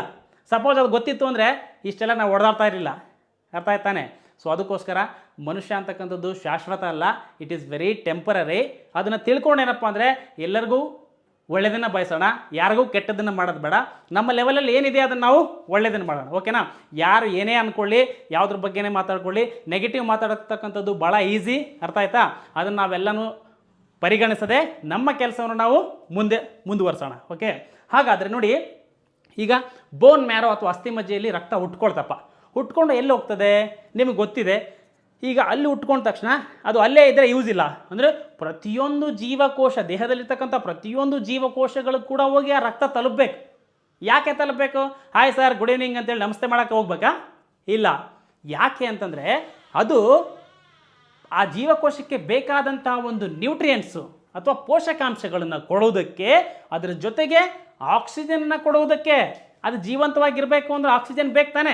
ಈಗ ನಾನು ಮಾತಾಡ್ತಾ ಇದ್ದೀನಪ್ಪ, ನನಗೆ ಆಕ್ಸಿಜನ್ ಬೇಕು ತಾನೆ, ಆಯಿತು. ಅದೇ ರೀತಿ ನಾನು ಆಗಿರ್ತಕ್ಕಂಥದ್ದು ಅಸಂಖ್ಯಾತ ಜೀವಕೋಶಗಳಿಂದ. ಸೊ ಆ ಅಸಂಖ್ಯಾತ ಜೀವಕೋಶಗಳಿಗೆಲ್ಲ ಆಕ್ಸಿಜನ್ನು, ನ್ಯೂಟ್ರಿಯೆಂಟ್ಸ್ ಎಲ್ಲ ಕೊಡಬೇಕು ಅಂದರೆ ಯಾವುದಾದ್ರೂ ಒಂದು ಮಾಧ್ಯಮ ಬೇಕಲ್ಲ, ಮೀಡಿಯಮ್. ಅದೇ ಮಾಧ್ಯಮ ಇದು. ಯಾವುದು? ರಕ್ತ. ಹಾಗಾದರೆ ಎಲ್ಲ ಕಡೆ ಹೋಗಬೇಕು ಅಂತಂದರೆ ಯಾರಾದರೂ ಒಬ್ಬ ಪಂಪ್ ಮಾಡೋಕ್ಕೆ ಬೇಕಲ್ಲ, ಅವರೇ ಒಬ್ಬರು. ಯಾರಪ್ಪ ಅಂತಂದರೆ ಹೃದಯ. ನೋಡಿ, ಹೃದಯ ಅಂತಕ್ಕಂಥವ್ರು ಏನು ಮಾಡ್ತಾರೆ? ರಕ್ತನ ಪಂಪ್ ಮಾಡ್ತಾರೆ. ಎಲ್ಲ ದೇಹದ ಎಲ್ಲ ಜೀವಕೋಶಗಳು ಹೋಗಿ ತಲುಪ ಬರ್ಬೇಕು ನೀನು ಅಂತೇಳಿ ಪಂಪ್ ಮಾಡ್ತಾರೆ. ಆ ಪಂಪ್ ಮಾಡತಕ್ಕಂಥ ಒಂದು ರಕ್ತ ಎಲ್ಲರಿಗೂ ಹೋಗಿ ಆಕ್ಸಿಜನ್ ಕೊಟ್ಟು, ಕಾರ್ಬನ್ ಡೈಆಕ್ಸೈಡ್ ಕೊಟ್ಟು ಎಲ್ಲ ವಾಪಸ್ ಮಾಡ್ತದೆ, ಮತ್ತು ನ್ಯೂಟ್ರಿಯೆಂಟ್ಸ್ ಎಲ್ಲ ಕೊಟ್ಟು ಬರ್ತದೆ. ಇದೆಲ್ಲ ಆದಮೇಲೆ ಕೂಡ ಅದು ಸಾಯ್ಬೇಕಲ್ಲ ಎಲ್ಲಾದರೂ ಒಂದು ಕಡೆ. ಎಸ್, ಅದು ನೆಕ್ಸ್ಟ್ ಎಲ್ಲಿ ಸಾಯ್ತದಪ್ಪ ಅಂತಂದರೆ, ಆರ್ ಬಿ ಸಿಗಳು ಎಲ್ಲಿ ಸಾಯ್ತವೆ ಅಂತಂದರೆ ಈ ಗುಲ್ಮ ಅಂತಂದರೆ ಇಟ್ ಈಸ್ ಎ ಇಂಗ್ಲೀಷಲ್ಲಿ ಸ್ಪ್ಲೀನ್. ಈ ಗುಲ್ಮದಲ್ಲಿ ಬಂದು ಸಾಯ್ತದೆ. ತನ್ನ ಕೆಲಸವನ್ನು ಮುಗಿಸ್ಕೊಂಡು ಬಂದು ಆ ಒಂದು ಆರ್ ಬಿ ಸಿಗಳು ಈ ಗುಲ್ಮದಲ್ಲಿ ಬಂದು ಸಾಯ್ತವೆ. ಸೊ ಅದಕ್ಕೋಸ್ಕರನೇ ನಾವು ಗುಲ್ಮಕ್ಕೆ ಅಥವಾ ಸ್ಪ್ಲೀನಿಗೆ ಏನಂತ ಕರಿತೀವಿ? ಗ್ರೇವ್ ಯಾರ್ಡ್ ಆಫ್ ಬ್ಲಡ್ ಅಂತೇಳಿ ಕರಿತೀವಿ, ಅಥವಾ ಕೆಂಪು ರಕ್ತ ಕಣಗಳ ಸ್ಮಶಾನ, ರಕ್ತಗಳ ಸ್ಮಶಾನ ಅಂತೇಳಿ ಕರಿತೀವಿ. ಯಾವುದಕ್ಕೆ? ಈ ಒಂದು ಗುಲ್ಮಕ್ಕೆ. ಅರ್ಥ ಆಯ್ತಾ? This is a grave yard of blood. Which one? The spleen. ಆಯಿತು. ಹಾಗಾದರೆ ಅಲ್ಲಿ ಬಂದು ಸತ್ತೋದ ತಕ್ಷಣ ಬಾಡಿಗಳು ಹಂಗೆ ಇರ್ತಾವೆ ತಾನೆ. ನಾವೇನು ಮಾಡ್ತೀವಿ? ಸತ್ತ ತಕ್ಷಣ ಮಣ್ಣಾದ್ರೂ ಮಾಡ್ತೀವಿ, ಅಥವಾ ಇಲ್ಲಾಂತಂದರೆ ಸುಟ್ಟಾಕ್ತೀವಿ. ಬಟ್ ಇಲ್ಲಿ ಏನಪ್ಪ ಅಂದ್ರೆ ಸತ್ತೋಯ್ತು ಬಾಡಿ. ಈ ಒಂದು ಸತ್ತೋದಂಥ ಒಂದು ಬಾಡಿಗಳನ್ನು ಯಾರಾದರೂ ಒಬ್ಬರು ಕ್ಲೀನ್ ಮಾಡ್ಬೇಕು ತಾನೆ. ಅವರೇ ಯಾರಪ್ಪ ಅಂತಂದರೆ ಯಕೃತ್ತು ಅಥವಾ ಪಿತ್ತಜನಕಾಂಗ ಅಥವಾ ಲಿವರ್ ಅಂತೇಳಿ ಕರಿತೀವಿ ಇಂಗ್ಲೀಷಲ್ಲಿ. ಇವರೇನು ಮಾಡ್ತಾರೆ? ಕೆಮಿಕಲ್ಸ್ಗಳನ್ನು ಬಿಟ್ಟು, ಕೆಮಿಕಲ್ಗಳನ್ನು ರಿಲೀಸ್ ಮಾಡಿ ಆ ಬಾಡಿನ ಎಲ್ಲ ಕೊಳ್ತೋದಂಗೆ ಮಾಡ್ತದೆ. ಅಂದರೆ ಕೊಳ್ತೋದಂಗೆ ಕ್ಲೀನ್ ಮಾಡ್ತದೆ. ಯಾಕೆಂದರೆ ಈ ಲಿವರು ಸಾಕಷ್ಟು ಕೆಮಿಕಲ್ಗಳನ್ನು ಬಿಡ್ತಾ ಇರ್ತದೆ. ಸೊ ಅದಕ್ಕೋಸ್ಕರನೇ ದೇಹದಲ್ಲಿರ್ತಕ್ಕಂಥ ರಾಸಾಯನಿಕ ಕಾರ್ಖಾನೆ ಯಾವುದು ಅಂತ ಕೇಳಿದಾಗ ನಾವು ಲಿವರ್ಗೆ ಹೇಳ್ತೀವಿ. The chemical factory of human body is called as liver. So ಅದೇನು ಮಾಡ್ತದೆ? ಕೆಮಿಕಲ್ಸ್ಗಳನ್ನು ಬಿಟ್ಟು ಆ ಡೆಡ್ ಬಾಡಿ ಅಂದರೆ ಎಲ್ಲ ಬ್ಲಡ್ ಸೆಲ್ಸ್ಗಳನ್ನು ಎಲ್ಲನ ಕೊಳ್ತಂಗೆ ಮಾಡ್ತದೆ. ಆಯಿತು. ಆಮೇಲೆ ಕೊಳೆತ ಮೇಲೆ ಯಾರಾದರೂ ಒಬ್ಬರು ಕೊನೆಗೆ ಕ್ಲೀನ್ ಮಾಡಬೇಕಲ್ಲ. ಈಗ ಬ್ಲಡ್ಡಲ್ಲಿ ಏನಿರ್ತದೆ? ಆ ಒಂದು ಕೆಲಸ ಮಾಡಿದ್ದೆಲ್ಲ ಮುಗಿಸಿದ ಮೇಲೆ ಎಲ್ಲ ಜೀವಕೋಶಗಳು ಡೆಡ್ ಇರ್ತವೆ. ಅದರಲ್ಲಿ ಆ ಡೆಡ್ ಆಗಿದ್ದು ಸೆಲ್ಗಳು ಕೊಳೆದಿರ್ತಕ್ಕಂಥ ಒಂದು ವೇಸ್ಟ್ ಮೆಟೀರಿಯಲ್ ಏನಾದರೂ ಯಾರಾದರೂ ಒಬ್ಬರು ಫಿಲ್ಟರ್ ಮಾಡಬೇಕಲ್ಲ. ಆ ಬ್ಲಡ್ ಫಿಲ್ಟರ್ ಮಾಡ್ತಕ್ಕಂಥ ಕೆಲಸ ಯಾರು ಮಾಡ್ತಾರೆ ಅಂದರೆ ಮೂತ್ರಪಿಂಡ. ದಟ್ ಈಸ್ ಕಿಡ್ನೀಸ್ ಏನು ಮಾಡ್ತವೆ ಅಂದರೆ, ನಮ್ಮಲ್ಲಿ 2 ಕಿಡ್ನಿಗಳಿರ್ತವೆ. ಈ 2 ಕಿಡ್ನಿಗಳು ಏನು ಮಾಡ್ತವೆ ಅಂದರೆ, ಈ ಬ್ಲಡ್ ಇರ್ತದಲ್ಲ, ಆ ಬ್ಲಡ್ಡು ಅದರಲ್ಲಿ ಇರ್ತಕ್ಕಂಥ ವೇಸ್ಟ್ ಮೆಟೀರಿಯಲನ್ನು ತೆಗೆದು ಕ್ಲೀನ್ ಬ್ಲಡ್ ಕಳಿಸುತ್ತೆ. ಈ ವೇಸ್ಟ್ ಏನು ಮಾಡ್ತದೆ ಅಂದರೆ ವಿಸರ್ಜಿಸುತ್ತೆ. ಮೂತ್ರದ ಮುಖಾಂತರ, ಮಲ ಮುಖಾಂತರ ಏನು ಮಾಡ್ತದೆ? ಹೊರಗಡೆ ವೇಸ್ಟ್ ಮಾಡ್ತದೆ. ಅಂದರೆ ವೇಸ್ಟನ್ನ ವಿಸರ್ಜನೆ ಮಾಡ್ತದೆ. ಈ ಕ್ಲೀನ್ ಅಥವಾ ಪ್ಯೂರ್ ಬ್ಲಡ್ ಮಾತ್ರ ಮತ್ತೆ ವಾಪಸ್ ಕಳಿಸುತ್ತೆ.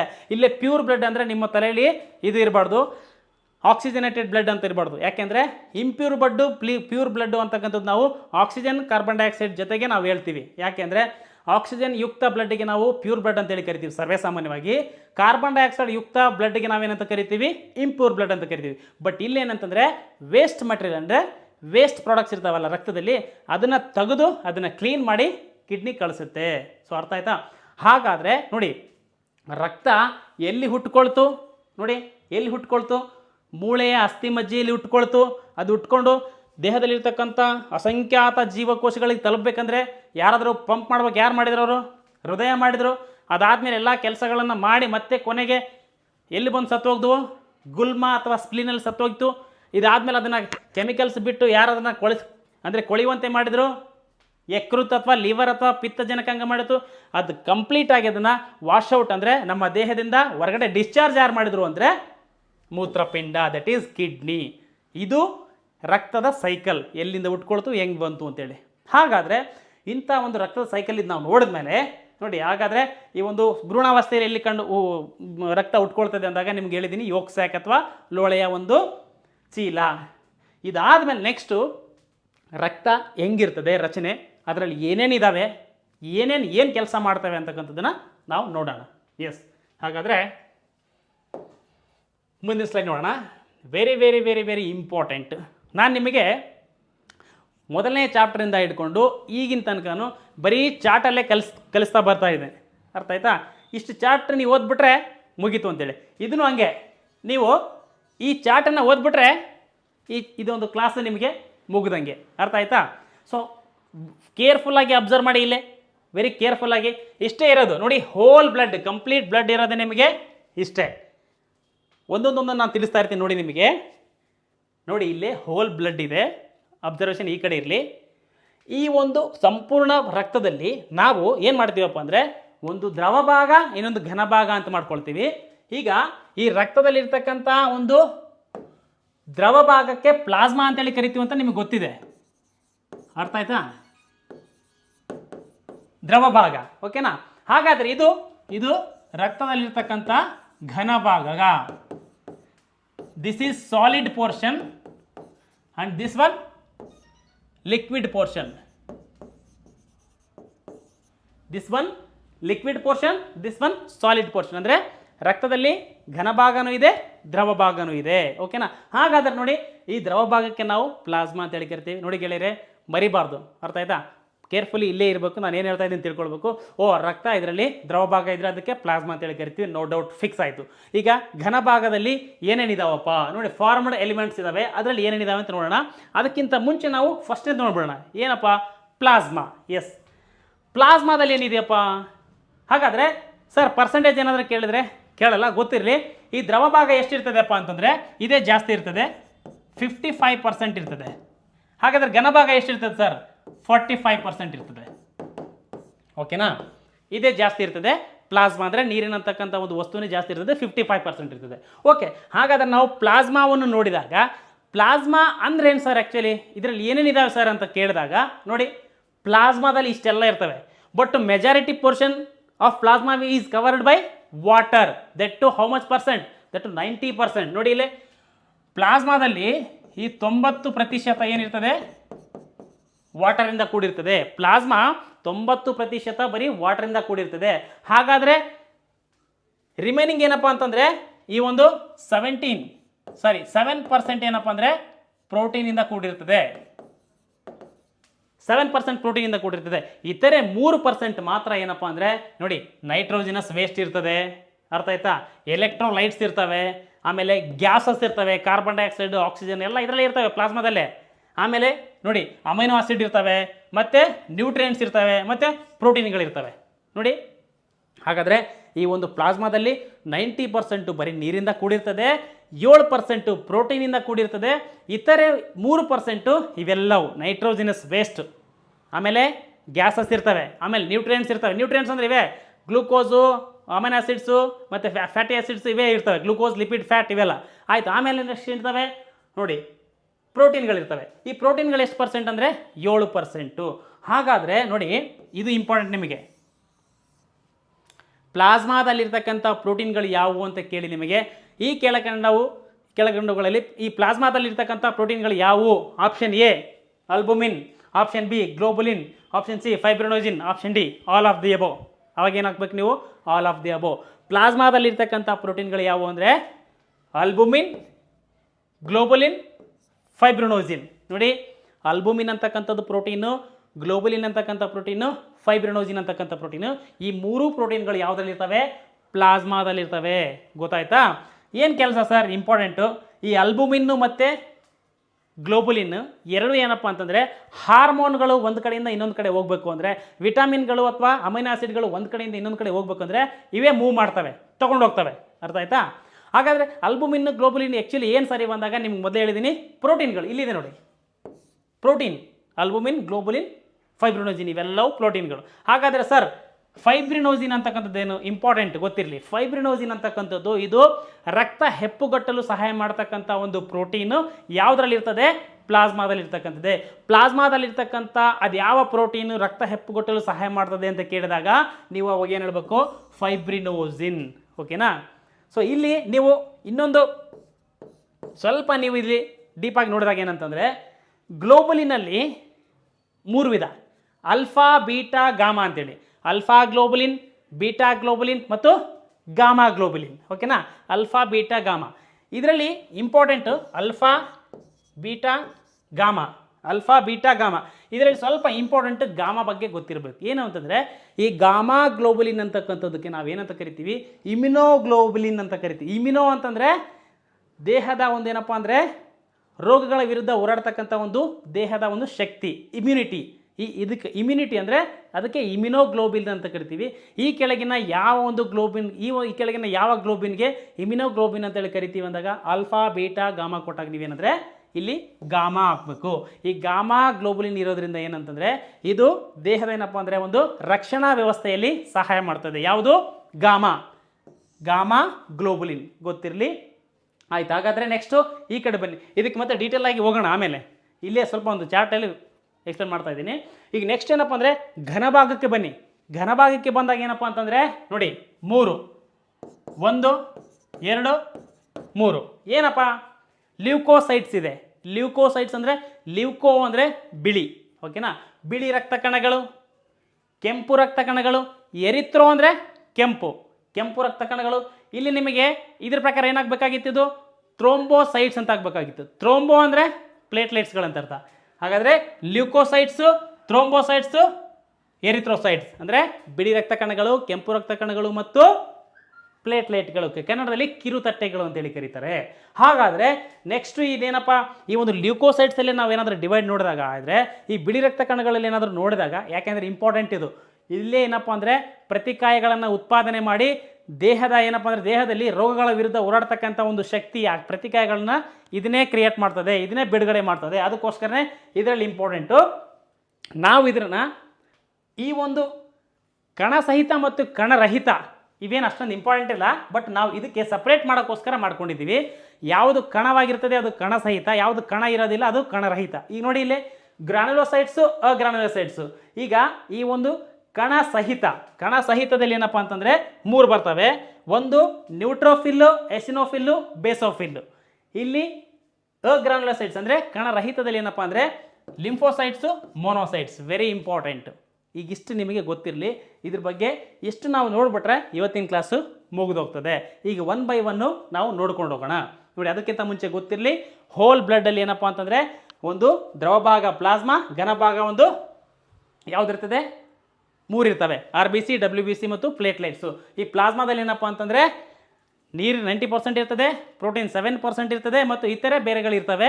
ಆ ಪ್ರೋಟೀನ್ಗಳು ಯಾವಪ್ಪ ಅಂತಂದಾಗ ಗೊತ್ತಿರಬೇಕು ನಿಮಗೆ, ಆಲ್ಬುಮಿನ್, ಗ್ಲೋಬುಲಿನ್ ಮತ್ತು ಫೈಬ್ರಿನೋಜಿನ್ ಅಂತಕ್ಕಂಥದ್ದು. ಈ ಫೈಬ್ರಿನೋಜಿನ್ ವೆರಿ ಇಂಪಾರ್ಟೆಂಟು, ಇದು ರಕ್ತ ಹೆಪ್ಪುಗಟ್ಟಲು ಸಹಾಯ ಮಾಡ್ತದೆ. ಗಾಮಾ ಗ್ಲೋಬುಲಿನ್ ವೆರಿ ಇಂಪಾರ್ಟೆಂಟ್, ಇದಕ್ಕೆ ಇಮ್ಯುನೋಗ್ಲೋಬುಲಿನ್ ಅಂತೇಳಿ ಕರಿತೀವಿ ನಾವು. ಓಕೆ, ಹಾಗಾದರೆ ನೆಕ್ಸ್ಟು ಮುಂದಿನ ಒಂದು ಸ್ಲೈಡ್ಗೆ ಹೋಗೋಣ. ನೋಡಿ, ಅದನ್ನೇ ನಾನು ಏನು ಚಾರ್ಟ್ನಲ್ಲಿ ಹೇಳಿದ್ನಲ್ಲ ಅದನ್ನೇ ಇಲ್ಲಿ ಇನ್ನೊಂದು ಸಾರಿ ಡಿಸ್ಕಷನ್ ಮಾಡೋಣ. ಏನು ನೋಡಿ, ಇಲ್ಲಿ ಏನಿದೆ, ರಕ್ತದ ರಕ್ಷಣೆ. ಇದರಲ್ಲಿ ದ್ರವ ಭಾಗ ಯಾವುದಪ್ಪ, ದ್ರವ ಭಾಗ ನಿಮ್ಗೆ ಹೇಳ್ಬಿಟ್ಟಿದ್ದೀನಿ.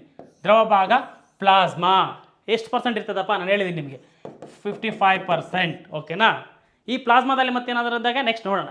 ಆಯಿತು, ಹಾಗಾದರೆ ಘನ ಭಾಗ ಯಾವುದಪ್ಪ, ಕೆಂಪು ರಕ್ತ ಕಣಗಳು, ಬಿಳಿ ರಕ್ತ ಕಣಗಳು ಮತ್ತು ಕಿರುತಟ್ಟೆಗಳು. ನೋಡಿ ಏನಪ್ಪ, RBC, WBC ಮತ್ತು ಪ್ಲೇಟ್ಲೆಟ್ಸ್ಗಳು. ಓಕೆನಾ, ಪ್ಲೇಟ್ಲೆಟ್ಸ್ಗಳು ಅಥವಾ ಕಿರುತಟ್ಟೆಗಳು. ಈಗ ದ್ರವ ಭಾಗ ಮತ್ತು ಘನ ಭಾಗ ಕ್ಲಿಯರ್ ಆಯಿತಾ? ಆ ಚಾರ್ಟ್ ನಿಮಗೆ ನೆನಪು ಬರ್ತಾ ಇರಬೇಕು. ಸೊ ಹಾಗಾದರೆ ನೆಕ್ಸ್ಟು ಮುಂದಿನ ಸೈಡ್ ಹೋಗೋಣ. Yes, 1 second.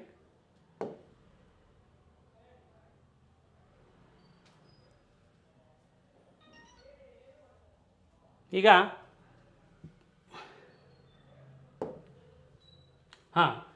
ಮುಂದಿನ ಸ್ಲೈಡ್ ಹೋಗೋಣ. ಏನಂತಂದರೆ ಮುಂದಿನ ಸ್ಲೈಡಲ್ಲಿ ಏನಿದೆ ಅಂದರೆ ನೋಡಿ, ಪ್ಲಾಸ್ಮಾದಲ್ಲಿ ನಾನು ನಿಮಗೆ ಮೊದಲೇ ಹೇಳಿದ್ದೀನಿ ಏನಪ್ಪ ಅಂತಂದರೆ ಇದು ರಕ್ತದಲ್ಲಿರ್ತಕ್ಕಂಥ ಒಂದು ನೀರಿನ ಒಂದು ಅಂಶ. ಹಾಗಾದರೆ ಇದು ಕಲರ್ ಏನು ಸರ್? ಇದು ಹಳದಿ ಕಲರ್ ಆಗಿರ್ತದೆ. ಯಾವ ಕಲರ್ ಇರ್ತದೆ? ಹಳದಿ ಕಲರ್ ಆಗಿರ್ತದೆ. ನೋಡಿ, ಹಾಗಾದರೆ ಪ್ಲಾಸ್ಮಾದಲ್ಲಿ ಏನಿದೆ 90% ನೀರಿದೆ. ಪ್ರೋಟೀನ್ ಎಷ್ಟು %? 7%. ಮತ್ತು ಇತರೆ 3%. ಇತರೆ ನಿಮ್ಗೆ ಗೊತ್ತಿದೆ, ಗ್ಯಾಸಸ್ ಇರ್ತವೆ, ನೈಟ್ರೋಜನಸ್ ವೇಸ್ಟ್ ಇರ್ತದೆ, ಅಮೋನಿಯಾ ಆಸಿಡ್ ಇರ್ತದೆ, ಬೇರೆ ಬೇರೆವು ಇರ್ತವೆ ಎಲ್ಲನೂ. ನೋಡಿ, ಪ್ರೋಟೀನ್ಗಳು ಯಾವ ಪ್ರೋಟೀನ್ಗಳಪ್ಪ ಇದ್ದಾವೆ? ನಾನು ನಿಮ್ಗೆ ಮೊದಲೇ ಹೇಳಿದ್ದೀನಿ, ಆಲ್ಬುಮಿನ್, ಗ್ಲೋಬುಲಿನ್, ಫೈಬ್ರಿನೋಜಿನ್. ಓಕೆನಾ, ವೆರಿ ಇಂಪಾರ್ಟೆಂಟ್ ಗೊತ್ತಿರಲಿ. ಈ ಆಲ್ಬುಮಿನ್ ಮೊಟ್ಟೆಯಲ್ಲಿರ್ತಕ್ಕಂಥ ಪ್ರೋಟೀನ್ ಯಾವುದು ಅಂತ ಕೇಳ್ತಾನೆ, ಅಲ್ಬುಮಿನ್. ಅರ್ಥ ಆಯ್ತಾ? ಮೊಟ್ಟೆಯಲ್ಲಿರ್ತಕ್ಕಂಥ ಪ್ರೋಟೀನ್ ಅಲ್ಬುಮಿನ್. ಹಾಗಾದರೆ ಬೀಜದಲ್ಲಿರ್ತಕ್ಕಂಥ ಪ್ರೋಟೀನ್ ಯಾವುದು ಅಂತ ಕೇಳ್ತಾನೆ, ಗ್ಲೋಬುಲಿನ್. ಅರ್ಥ ಆಯ್ತಾ? ಹಾಗಾದರೆ ರಕ್ತದಲ್ಲಿರ್ತಕ್ಕಂಥ ಪ್ರೋಟೀನ್ ಯಾವುದು ಅಂದಾಗ ಅಲ್ಬುಮಿನ್, ಗ್ಲೋಬುಲಿನ್ ಜೊತೆಗೆ ಫೈಬ್ರಿನೋಸಿನ್. ಈ 3 ಪ್ರೋಟೀನ್ಗಳು ರಕ್ತದಲ್ಲಿ ಇರ್ತವೆ. ಸೊ ನೆನ್ಪಿಟ್ಕೊಳ್ಬೇಕು, ಮರಿಬಾರ್ದು. ಎಸ್, ಹಾಗಾದರೆ ಈಗ ನಾವು ಒಂದೊಂದನ್ನು ನೋಡೋಣ. ಜಸ್ಟ್ ಒಂದೊಂದಕ್ಕೆ 5 ನಿಮಿಷ ನೋಡ್ಕೊಂಡ್ಬಿಟ್ರೆ ಕಂಪ್ಲೀಟಾಗಿ ಈ ಚಾಪ್ಟ್ರಲ್ಲಿ ಅದು ಏನೇನು ಕೇಳ್ಬೋದು ಎಲ್ಲನೂ ಕವರ್ ಆಗ್ತದೆ. ಎಸ್, ಹಾಗಾದ್ರೆ ನೋಡಿ, ಮೊಟ್ಟ ಮೊದಲನೇದಾಗಿ ನಾವೇನು ಕೇಳೋಣ, ಆರ್ ಬಿ ಸಿ ಅಂತಂದರೆ long form red blood cells, ಅಂದರೆ ರೆಡ್ ಬ್ಲಡ್ ಸೆಲ್ಸ್, ಕನ್ನಡದಲ್ಲಿ ಕೆಂಪು ರಕ್ತ ಕಣಗಳು ಅಂತೇಳಿ ಕರಿತೀವಿ. ನೋಡಿ ಏನು, ಕೆಂಪು ರಕ್ತ ಕಣಗಳು. ಇಲ್ಲಿ ವೆರಿ ಇಂಪಾರ್ಟೆಂಟು, ಕೆಂಪು ರಕ್ತ ಕಣಗಳಿಗೆ ಇಂಗ್ಲೀಷಲ್ಲಿ ಇನ್ನೊಂದೇನು ಕರೀತಾರೆ, ಬಿಳಿ ರಕ್ತ ಕಣಗಳಿಗೆ ಏನಂತ ಕರೀತಾರೆ, ಪ್ಲೇಟ್ಲೆಟ್ಗಳಿಗೆ ಏನಂತ ಕರೀತಾರೆ. ಈ ಟರ್ಮಿನಾಲಜಿಗಳು ವೆರಿ ಇಂಪಾರ್ಟೆಂಟ್, ಗೊತ್ತಿರಲಿ. ಹಾಗಾದ್ರೆ ನೋಡಿ, ಇಲ್ಲಿ ಕೆಂಪು ರಕ್ತ ಕಣವನ್ನು ಏನಂತ ಕರೀತಾರೆ, erythrocytes. Erythro means red, leuco means white, chromo means colour ಅಂತೇಳಿ. ಅರ್ಥ ಆಯ್ತಾ? ಈಗ ಎರಿಥ್ರೋಸೈಟ್ಸ್, ಸ್ವಲ್ಪ ಸ್ಪೀಡ್ ಆಗ್ತಾ ಇದೆಯಾ, ಇದು ಸ್ವಲ್ಪ ಸ್ಪೀಡ್ ಮಾಡೋಣ ಕ್ಲಾಸು, ಯಾಕೆಂದರೆ ಸ್ಲೋ ಆಗಬಾರ್ದು. ಬೇಕಾದ್ರೆ ನೀವು ಸ್ವಲ್ಪ ಸ್ಲೋ ಮಾಡ್ಕೊಂಡು ನೋಡಿ, ಓಕೆನಾ. ಎರಿಥ್ರೋಸೈಟ್ಸ್, ಈ ರೆಡ್ ಬ್ಲಡ್ ಸೆಲ್ಸ್ಗೆ ಏನಂತ ಕರೀತಾರೆ, ಎರಿಥ್ರೋಸೈಟ್ಸ್ ಅಂತೇಳಿ ಕರೀತಾರೆ. ನೋಡಿ ಇಲ್ಲಿ ಇಂಗ್ಲೀಷಲ್ಲಿ ಇದೆ erythrocytes. RBC is also called as erythrocytes. Then what is the quantity of RBC? ಎಷ್ಟು ಪ್ರಮಾಣದಲ್ಲಿ ಇರ್ತದೆ ಯೂಶುವಲಿ ಒಂದು ಕ್ಯೂಬಿಕ್ ಮಿಲಿಮೀಟರ್ಗೆ ಎಷ್ಟಿರ್ತದೆ ಅಂತ ಕೇಳಿದಾಗ 4.5 to 5.5 ಮಿಲಿಯನ್.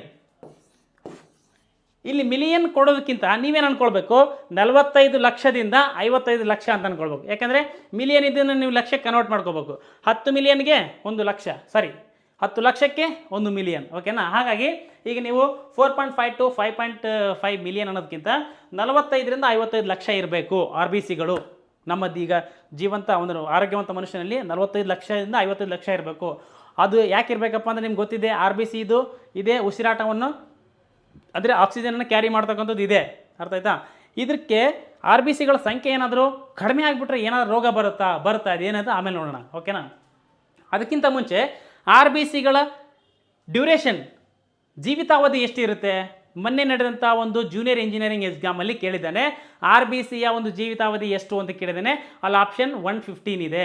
ಸೊ ಆಬ್ವಿಯಸ್ಲಿ 3 ತಿಂಗಳಿಂದ 4 ತಿಂಗಳ ಅಂತ ಹೇಳಿ ನೆನ್ಪಿಟ್ಕೊಳ್ಬೇಕು, ಅಥವಾ 100ರಿಂದ 120 ದಿನ, ಓಕೆನಾ. 100 to 120 ಡೇಸ್ ಅಂತ ನೋಡಿ. ಇಲ್ಲಿ RBCಗಳ ಜೀವಿತಾವಧಿ ಎಷ್ಟು, 100 to 120 ಡೇಸ್, ಅಥವಾ ನೀವು ಸಿಂಪಲ್ ಆಗಿ 3 ತಿಂಗಳಿಂದ 4 ತಿಂಗಳ ಅಂತೇಳಿ ನೆನ್ಪಿಟ್ಕೊಳ್ಬೇಕು.